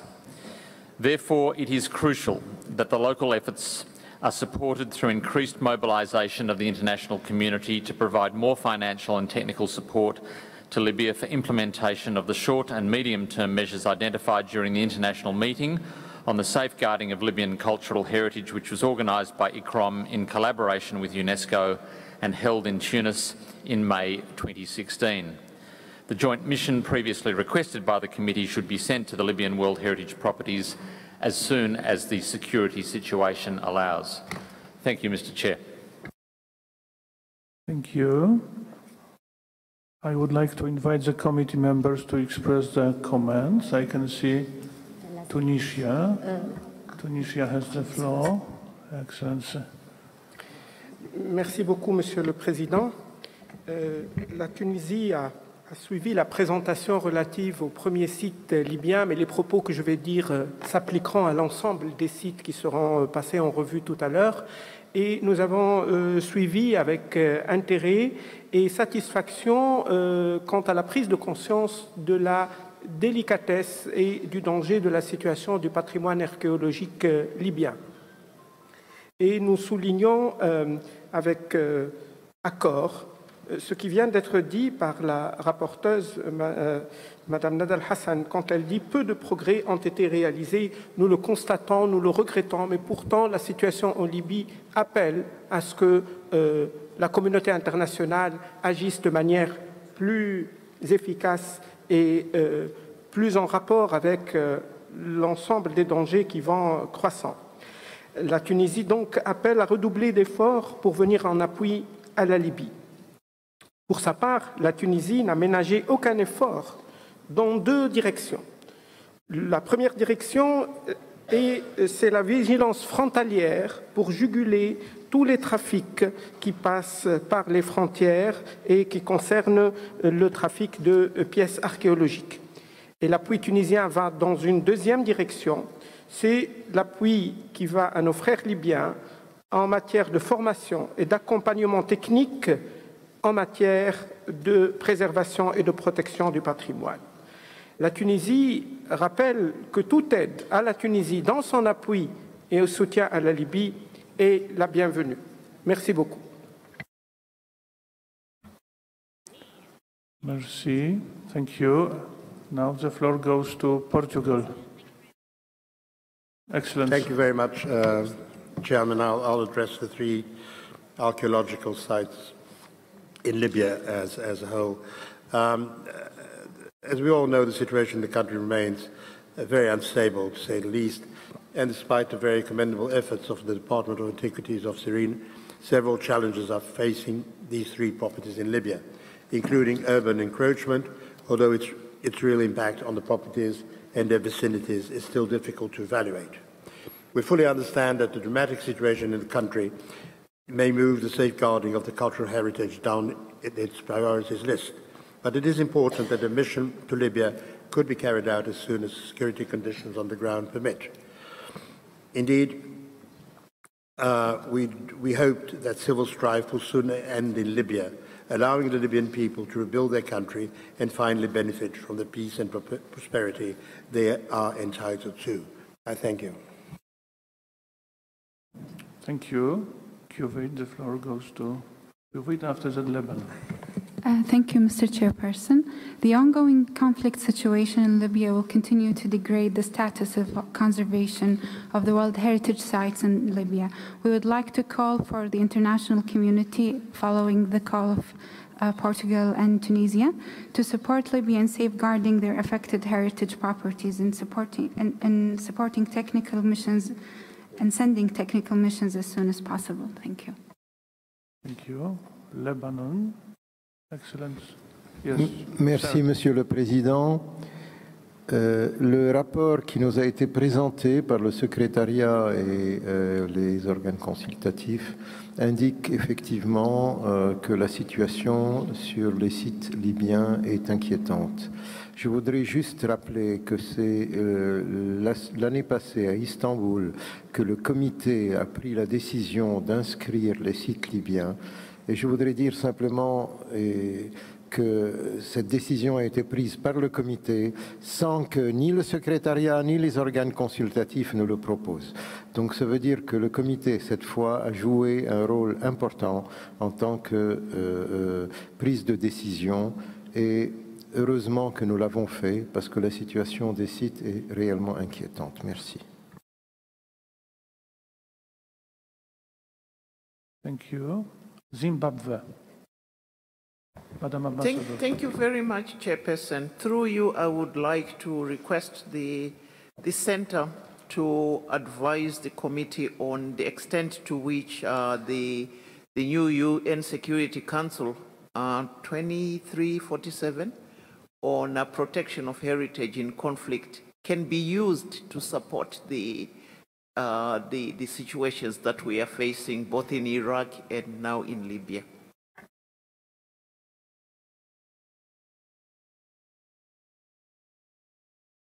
I would like to ask the Secretary to try to respond.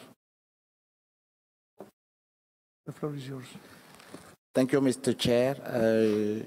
Just to quickly answer the distinguished delegate, Madam Ambassador, indeed, as you know, Resolution 2347, which was adopted by the UN Security Council last March, it's an historic resolution that will also allow member states to continue follow exactly the protection of cultural heritage affected by conflict, and that you will all recall that the Director General last 9 June sent a letter to all the member states requesting information on how some of the points that are raised in the resolution have been implemented by the member states. And we do hope that by end of August, we will be receiving the reply to this important letter sent by the Director General, because we intend to report and to prepare a report which we will be submitting to the Executive Office of the Secretary General by the end of September, so that the Secretary General can present this report on the implementation of the UN Resolution Council to the Security Council by November. So it is an important monitoring tool, and we do hope that it will also continue to alert and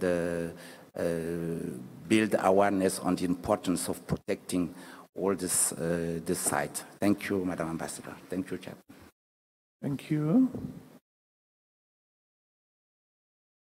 I do not see any other interventions. So I now invite you to adopt the draft decision 41. I if understand. you allow me, Yes, Mr. President, I did not yet inform the distinguished members of the committee about the site of Cyrene in detail. I talked about Libya in general. If you allow me, I will make the brief presentation beforehand on... A brief one, yes, please. Thank you. Le rapport sur l'état de conservation du site archéologique de Cyrène en Libye se trouve dans le document 7A AD à la page 54 en français et 50 en anglais. L'État partie a fourni un rapport sur l'état de conservation du site selon lequel des travaux de clôture des zones archéologiques ont été lancés pour protéger des empiètements importants survenus depuis le début du conflit. Un contrôle accru de l'empiètement urbain a été mis en place sur le plan juridique et administratif, et un accord local prévoyant la destruction des constructions illégales, on voit une villa au milieu du site ici, la destruction donc de ces constructions au sein du bien, cet accord a été conclu.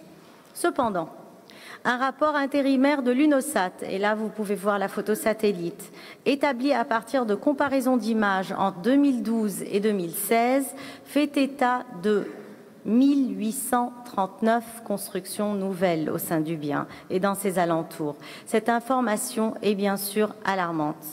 Cyrène souffre également d'un problème d'évacuation des eaux usées, un grand problème qui cause la dégradation de ses vestiges archéologiques. Et en l'absence de carte indiquant clairement les limites du bien et les limites de sa zone tampon, il est très difficile de contrôler l'empiètement urbain avec les outils juridiques donc nécessaires.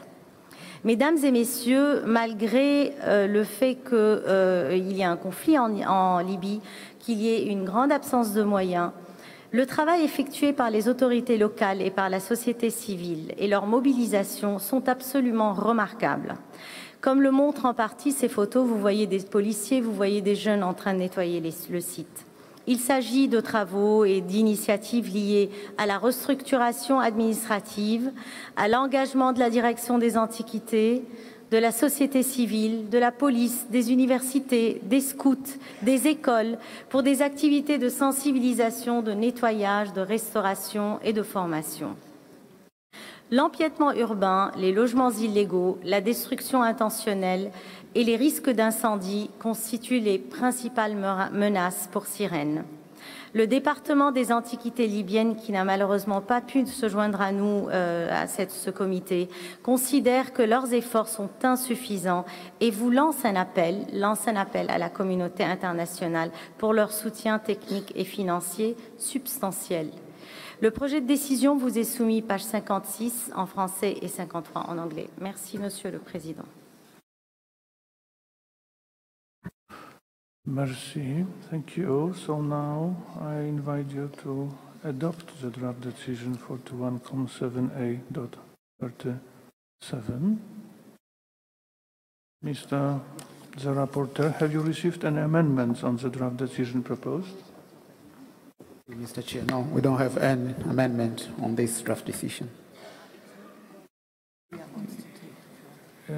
I understand that Libya wishes to take the floor. The floor is yours. The floor is yours, sir. Okay, thank you very much. I would like to thank UNESCO and Ekramathar for the support given to Libya to protect, conserve its cultural heritage during the ongoing political crisis. We wish that World Heritage Center would double its effort in the future to help Libya. We understand it is under resource constraints. Libya's archaeological heritage is truly spectacular, comparatively little studies and under threat. Protecting built heritage is a complicated task, rendered even more difficult by the ongoing civil war, which the country has been engulfed since 2011. Libya's cultural resources have been under a lot of strain, both before and during the current crisis. The Libyan Department of Antiquities was weakened by the current crisis due to the lack of security and widespread use of arms. The ongoing conflict among rival groups seeks control of territories of Libya has a negative effect on heritage. The heritage institution struggling to cope to protect its vast heritage due to the need to improve capacity building and technical resources. My question is, how would UNESCO respond to the need of World Heritage Sites put in danger list? These sites deserve protection, or at least a protection plan, so that they can be sustained over time. Libya requests a risk assessment and advisory mission to be undertaken to guide decision-making framework for protection, preservation, and conservation of cultural heritage. In the meantime, the request of the Department of Antiquities for help is defining and mapping the buffer zones of these sites should be given priority and cannot wait. Libya is in desperate need of technical assistance to deal with the corrective measures identified by World Heritage Center. This will target the decisions need to be taken and guide planning for protection, preservation, and conservation of cultural heritage. In the longer term, the goal would be to develop institutional approach, define a collaborative strategy along the local authorities and staff.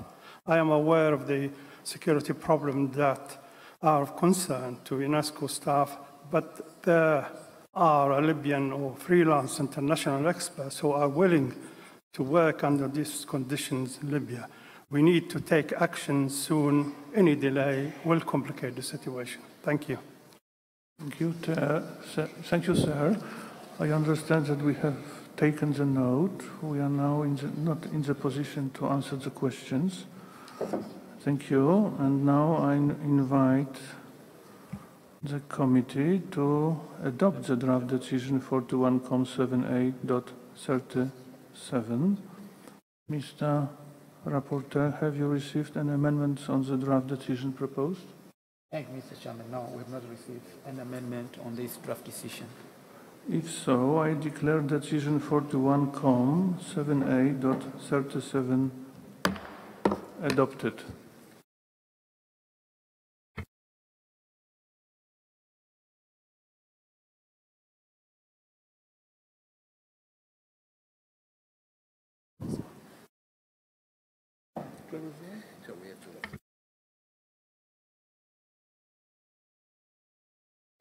Ladies and gentlemen, let me just to remind you that today in the morning we at the Bureau decided to have Jerusalem as the last issue, as the last item, as the last site of this very session of today.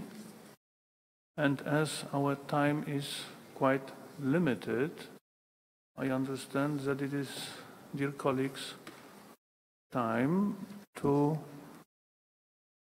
proceed with the state of conservation of the old city of Jerusalem and its walls, site proposed by Jordan. Dear colleagues, a draft decision 41.7a.36 has been proposed in this regard by Kuwait, Lebanon, and Tunisia, and has been distributed to you. I would like to know if there are any comments on this very proposal. Lebanon is the first, Kuwait is the second, Tunisia is the third. Oui, Monsieur le Président, comme c'est l'habitude au comité, nous demandons qu'il y ait un vote direct sur ce texte, sans discussion, et nous demandons un vote par roll call.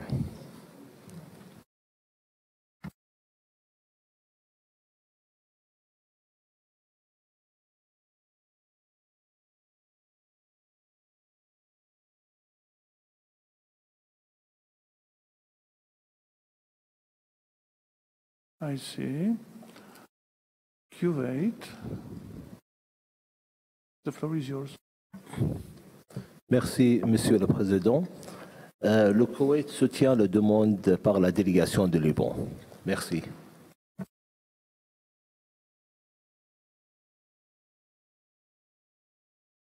Tunisia.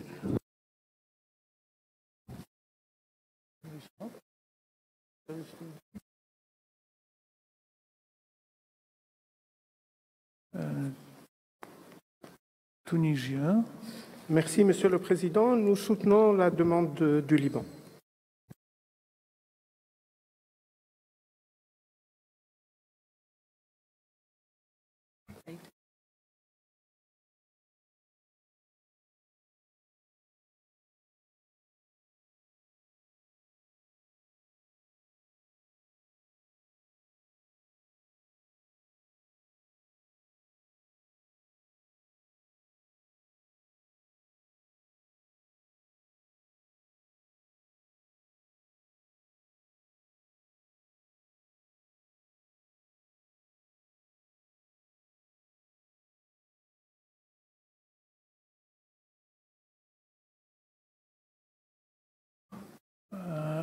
Croatia wishes to.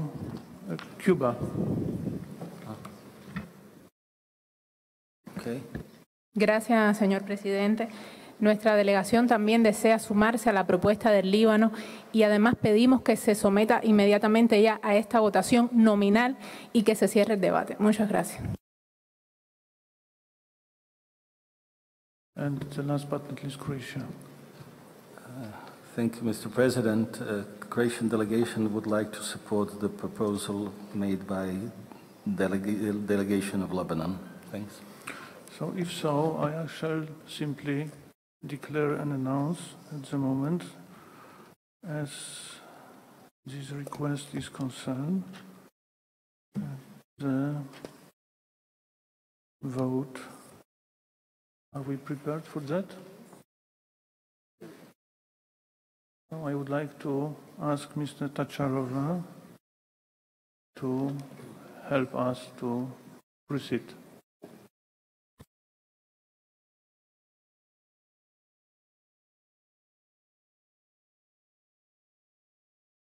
But if so, I understand that you should instruct the committee. If you could kindly remind us the rules of the procedure, please. Well, the rules of the procedure, which concern voting. This is Rule 40. It's called show of hands. Voting shall normally be with a show of hands. A vote by roll call shall also be taken if it's requested by not less than two members members before the voting takes place. I think that it is important to recall a few other elements concerning the voting. For the Rule 39, counting of votes, for the purpose of the present rules, the expression states members present and voting shall mean states members casting an affirmative or negative vote. States members abstaining from voting shall be regarded as not voting. And also, can I remind the majority for issues that concerns matters of the provision of the Convention, issues that are covered by the provisions of the Convention, such decisions shall be taken by a majority of 2/3 of its members present and voting. Thank you, Mr. Chair.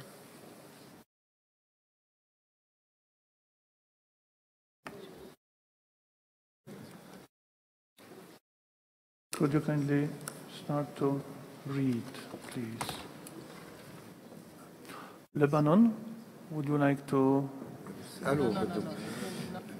Oui, merci Monsieur le Président. Je crois comprendre qu'on n'a pas besoin d'une majorité de 2/3 pour ce vote-là. C'est une majorité simple normalement, ce type de vote, puisqu'il s'agit d'une décision qui est d'une résolution qui a été présentée. Il ne s'agit pas de changer c'est pas une inscription. C'est comme ça que je me souviens. Je voudrais avoir un rappel exact de comment nous le faisions avant, et je voudrais avoir l'avis du centre sur cette question. Thank you. Madam Tocharova, could you just respond and be very precise, as it is possible? Well, I can try to be as precise as possible. This is a matter which is concerned, which concerns or covered by the provisions of the conventions, because it concerns a state of conservation, and it concerns actually retention on the list of World Heritage in danger. And this is also the understanding of legal affairs that has been confirmed by legal affairs.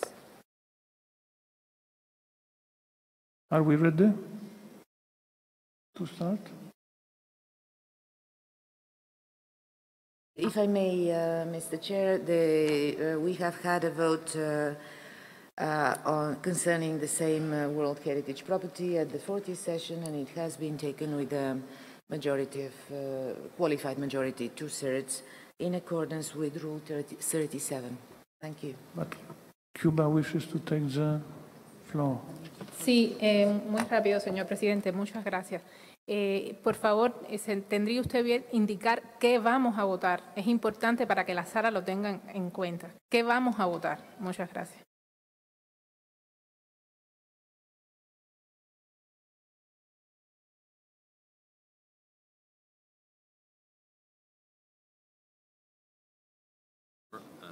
I understand that what we have at the table at the moment is draft decision 41.7a.36 proposed by Kuwait, Lebanon and Tunisia.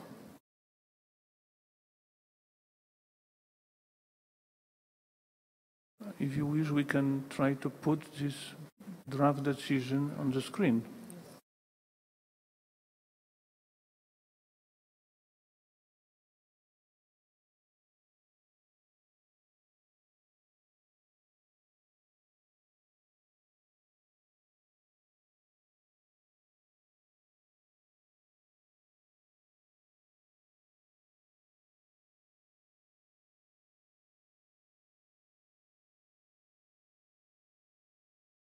So let me propose to start.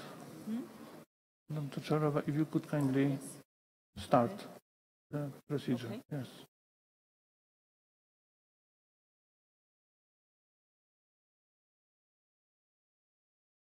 Thank you, Mr. Chair. You have the question on the screens, and we'll go to the list of committee members in the alphabetical order in English, and first it goes to Angola.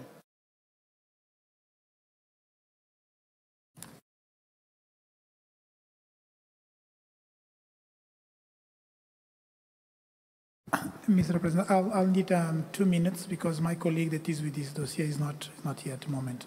Sorry.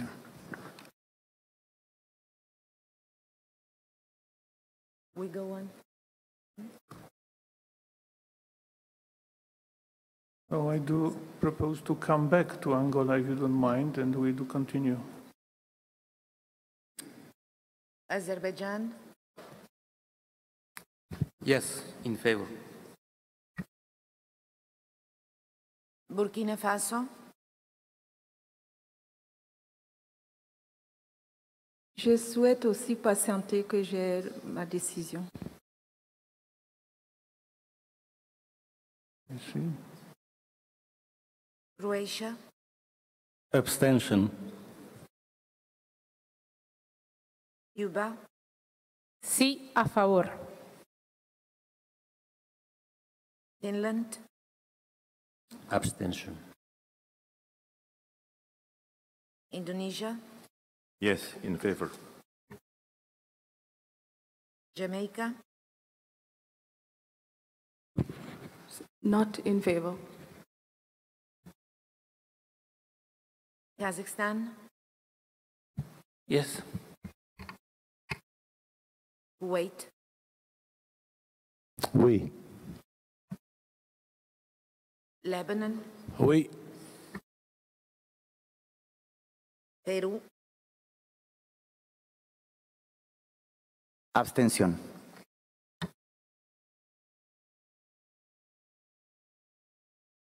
Philippines, Not in favor. Poland, Abstention. Portugal, Abstention. Republic of Korea, Abstention. Tunisia, Oui. Turkey, Yes. United Republic of Tanzania, Abstention. Vietnam, Yes, in favor. Zimbabwe, Yes. and we are coming back to Angola and Burkina Faso. It's abstain. Contre. Suppose that is no. Can you please, Burkina Faso, can you please repeat? It's no. Contre. Contre.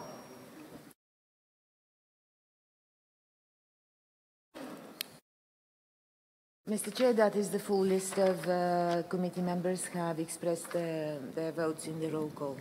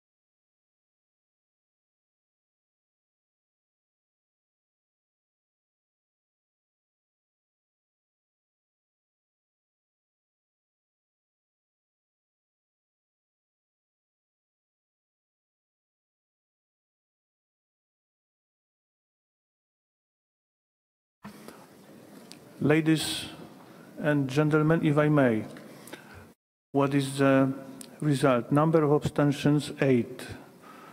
Number of valid votes, 13. Majority required, 9. Yes, 10. No, 3. Abstention, 8. It means that the draft decision 41.7a.36 is adopted.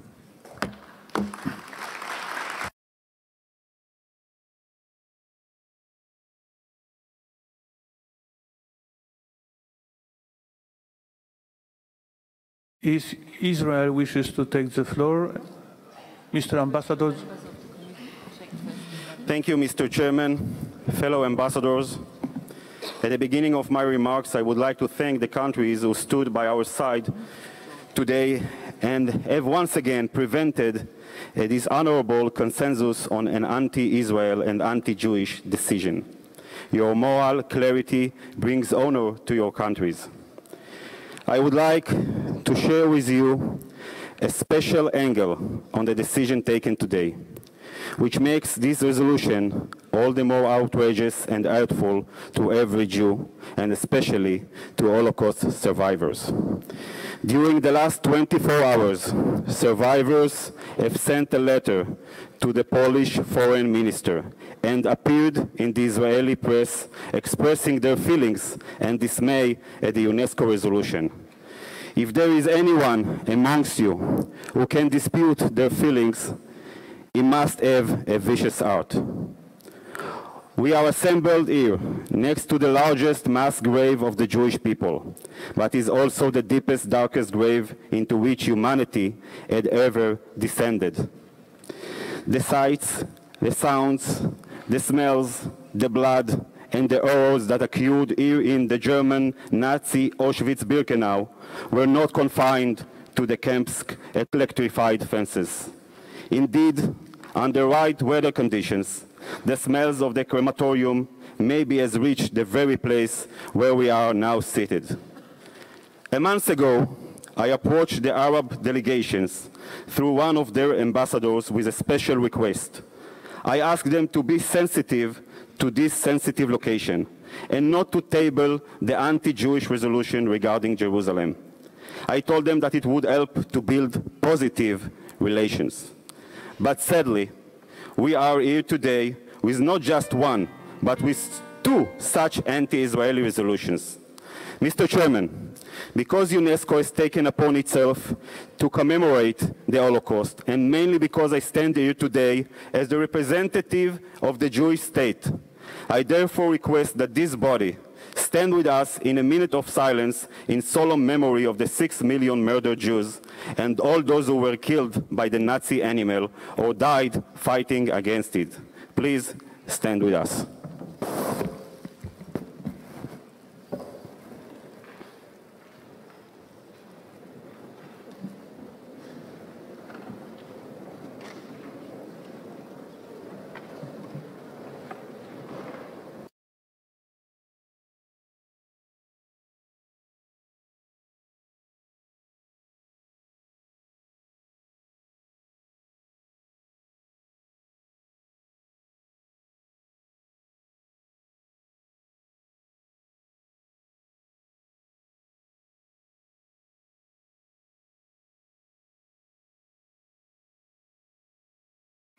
Thank you.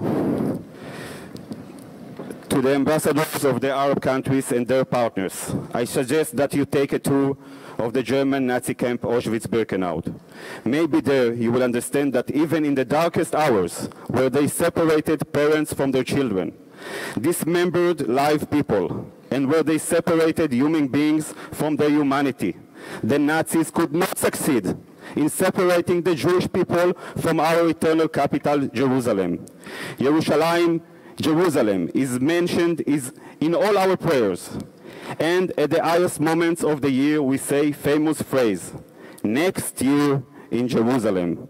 We have never stopped saying it, and even during the Holocaust, and I promise you that we'll never stop saying it. Since 1967, there are only positive differences in Jerusalem. The wall Jerusalem is open to anyone, no matter if it's Muslim, Christian, or Jewish. Our flag flies all over it, and we are building it. We are building Jerusalem. Let me conclude by saying that just as Hitler, the Nazis and their partner, like Haj Amin al-Husseini, did not succeed, you will not succeed as well in denying the Holocaust or in your efforts to destroy Israel or the Jewish history. No politicized decision of UNESCO will ever move one brick from a wall in Jerusalem, nor will it succeed in separating between Jerusalem and the Jewish nation, nor will it succeed to rewrite our history in Jerusalem. Thank you very much. Thank you. The floor goes to Cuba. Gracias, señor presidente. Creo que solo el presidente es quien puede demandar y pedir un minuto de silencio.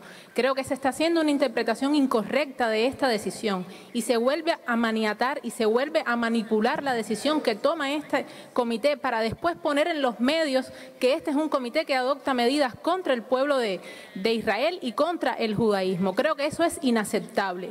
Esto no es un circo político. Aquí somos responsables de las decisiones que tomamos y este tipo de manifestaciones que acaba de hacer el delegado de Israel y que ya vivimos con un tanque de basura que tenía historia escrita para afuera y rompiendo de manera irrespetuosa esta decisión, no podemos permitirlo. Solo la presidencia puede pedir un minuto de silencio y en nombre y en respeto a eso también pido, señor presidente, con su indulgencia, que pidamos un minuto de silencio por todos los palestinos que han muerto a lo largo de estos años. Muchas gracias.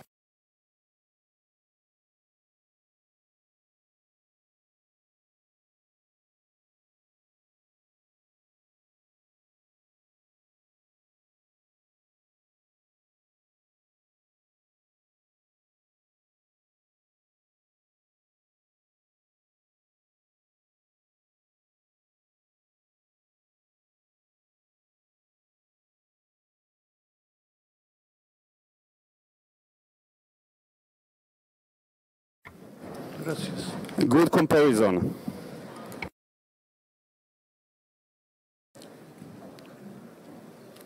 Now the floor goes to Jordan. Jordan.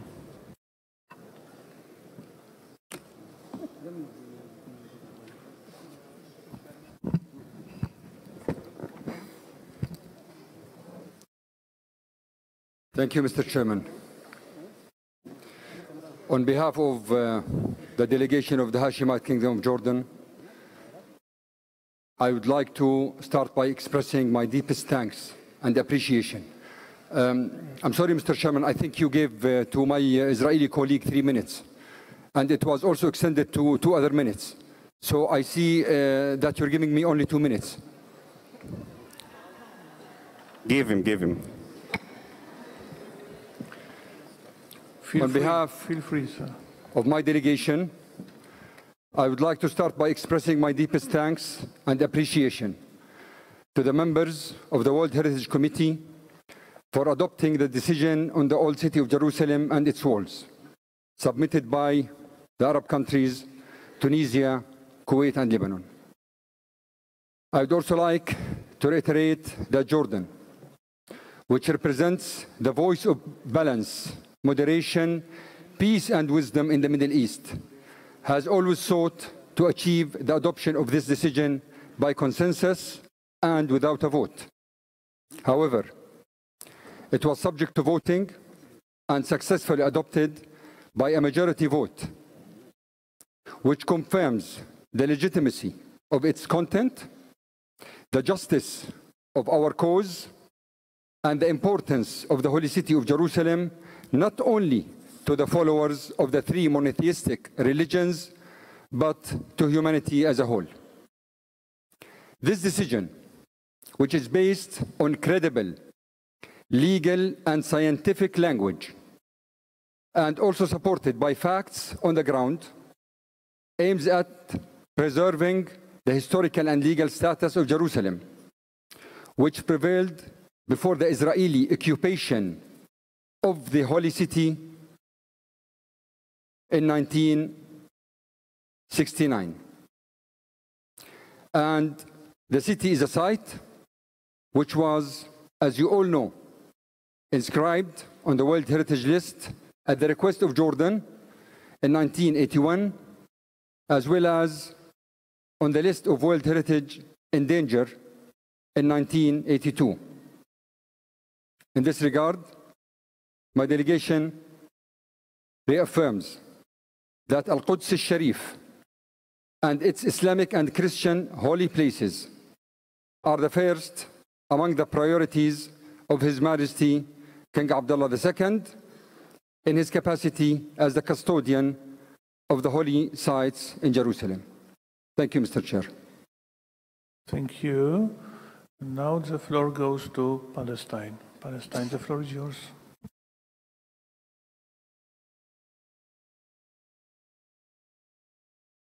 Voilà. Merci, Monsieur le Président. J'envisageais de faire une intervention différente. Je n'en garderai que les remerciements pour tous les États membres qui, conséquents dans leur position de respect de la justice et de refus de l'occupation, ont voté en faveur de la résolution de Jérusalem. Si je m'écarte de ce que j'avais préparé et ce que je pensais vous communiquer, c'est simplement à cause de ce que je viens d'entendre dans la bouche du délégué d'Israël. Je voudrais commencer par préciser que je me suis levé pour la minute de silence en respect aux victimes, car je ne considère pas que les victimes ont une nationalité ni une religion. Je pense que les victimes sont tout simplement humaines et que de ce fait, ces victimes appartiennent à l'humanité tout entière et donc m'appartiennent à moi aussi, quelle que soit ma couleur de peau, quelle que soit ma religion, quel que soit le nom de ma terre natale. J'ai constaté également que quand il s'est agi de se lever également, par respect pour les victimes palestiniennes, le délégué d'Israël est resté bien assis. Et cela, je veux penser, résume toute la situation. Cela résume à quel point il y a un oubli chez l'occupant israélien, il n'a pas d'autre nom, du respect qui est dû aux victimes à travers le respect de la justice. On ne respecte pas les victimes en étant dans l'injustice et en exerçant une injustice à l'égard des autres.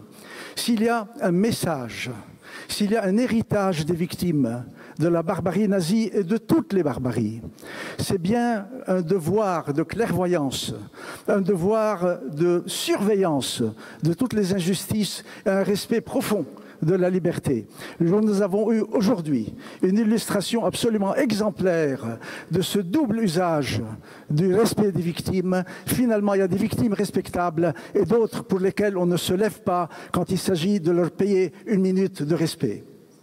Voilà un peu ce que le délégué israélien, et probablement qu'il ne le voulait pas, m'a permis de vous dire, car je vois là très bien ce que j'entends comme une litanie perpétuelle à toutes nos réunions, que ce soit au conseil exécutif, au patrimoine, à savoir la politisation comme une rengaine.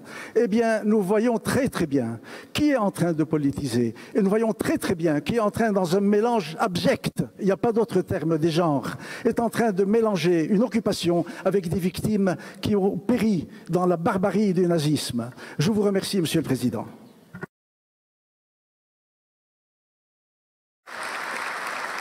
Thank you.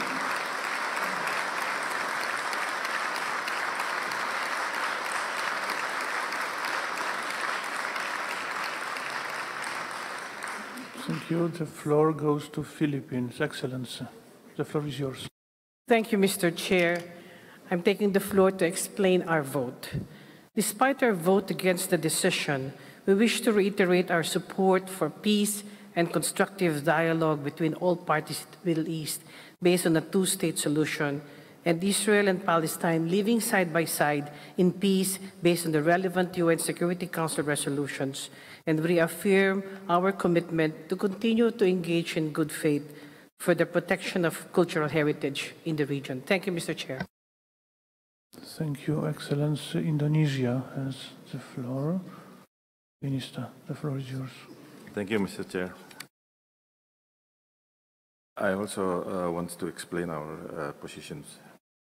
As one of country that has a lot of important historical religious sites, Indonesia is fully aware of the importance of the conservation of Old City of Jerusalem and its wall for the world, especially for 3 monotheistic religions. In this regard, Indonesia wishes to extend its appreciation to all stakeholders for their tireless efforts to protecting the integrity of the property. Indonesia would like to stress that sustainable conservation of the property can only be achieved through cooperation of all stakeholders in the region. In this light, Indonesia urged states party, advisory bodies, and other relevant stakeholders to implement the decision made by the committee in accordance with the UNESCO World Heritage Convention. Regarding the draft decision on the Old City of Jerusalem and its wall proposed to the committee, Indonesia shares the view that reactive monitoring mission is urgently needed to be carried out at the earliest time in view to provide us objective information in respect to factual threats and condition of the property. We believe that UNESCO reactive monitoring mission will be able to see the factual needs to conserve the Old City of Jerusalem and its walls. Indonesia wishes to reaffirm its commitment to actively contribute as its capacity as a member of the committee, the protection of all World Heritage sites all over the world. We also would like to reiterate our view that political issues are beyond the mandate of the committee. In this regard, we believe that we should concentrate our efforts based on factual condition, factual needs, and make the decision based on objective recommendation made by advisory bodies. And therefore, we support the draft decisions. I thank you. Thank you, Excellency. And now the floor goes to the United States of America. The floor is yours. Thank you, Mr. Chairman, for giving us the floor. As the United States has emphasized in the past, these politicized and one-sided resolutions are damaging to the credibility of UNESCO and greatly hinder the important work that this body is undertaking to safeguard and preserve our diverse world heritage. Given the urgent challenges we face, the member states of UNESCO need to focus on core priorities such as preserving cultural and natural heritage, and in doing so, respect the interests and history of all people. These politicized resolutions do not further the mandate and standing of UNESCO. Worse, we believe these actions, such as this, hinder and obstruct progress in the region. Thank you. Thank you.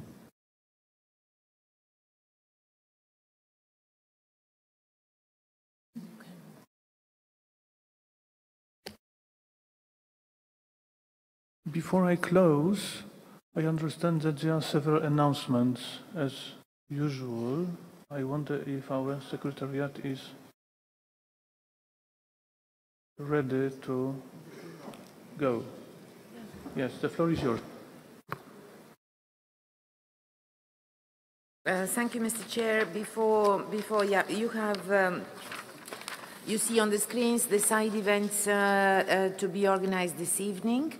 You have them in English and French. There are three side events organized by different states parties, and there is also one event in the evening concerning the guidance on post-trauma recovery and reconstruction for World Heritage Properties. This is an event by ecchymosis. And I would also like to remind you that the Bureau meets tomorrow at 9 o'clock and the session starts at 9:30. We continue with item 7A. Thank you very much, Mr. Chair. Thank you. I understand that it's time to close this very session. Thank you. Anyway, thank you very much all. The session is closed.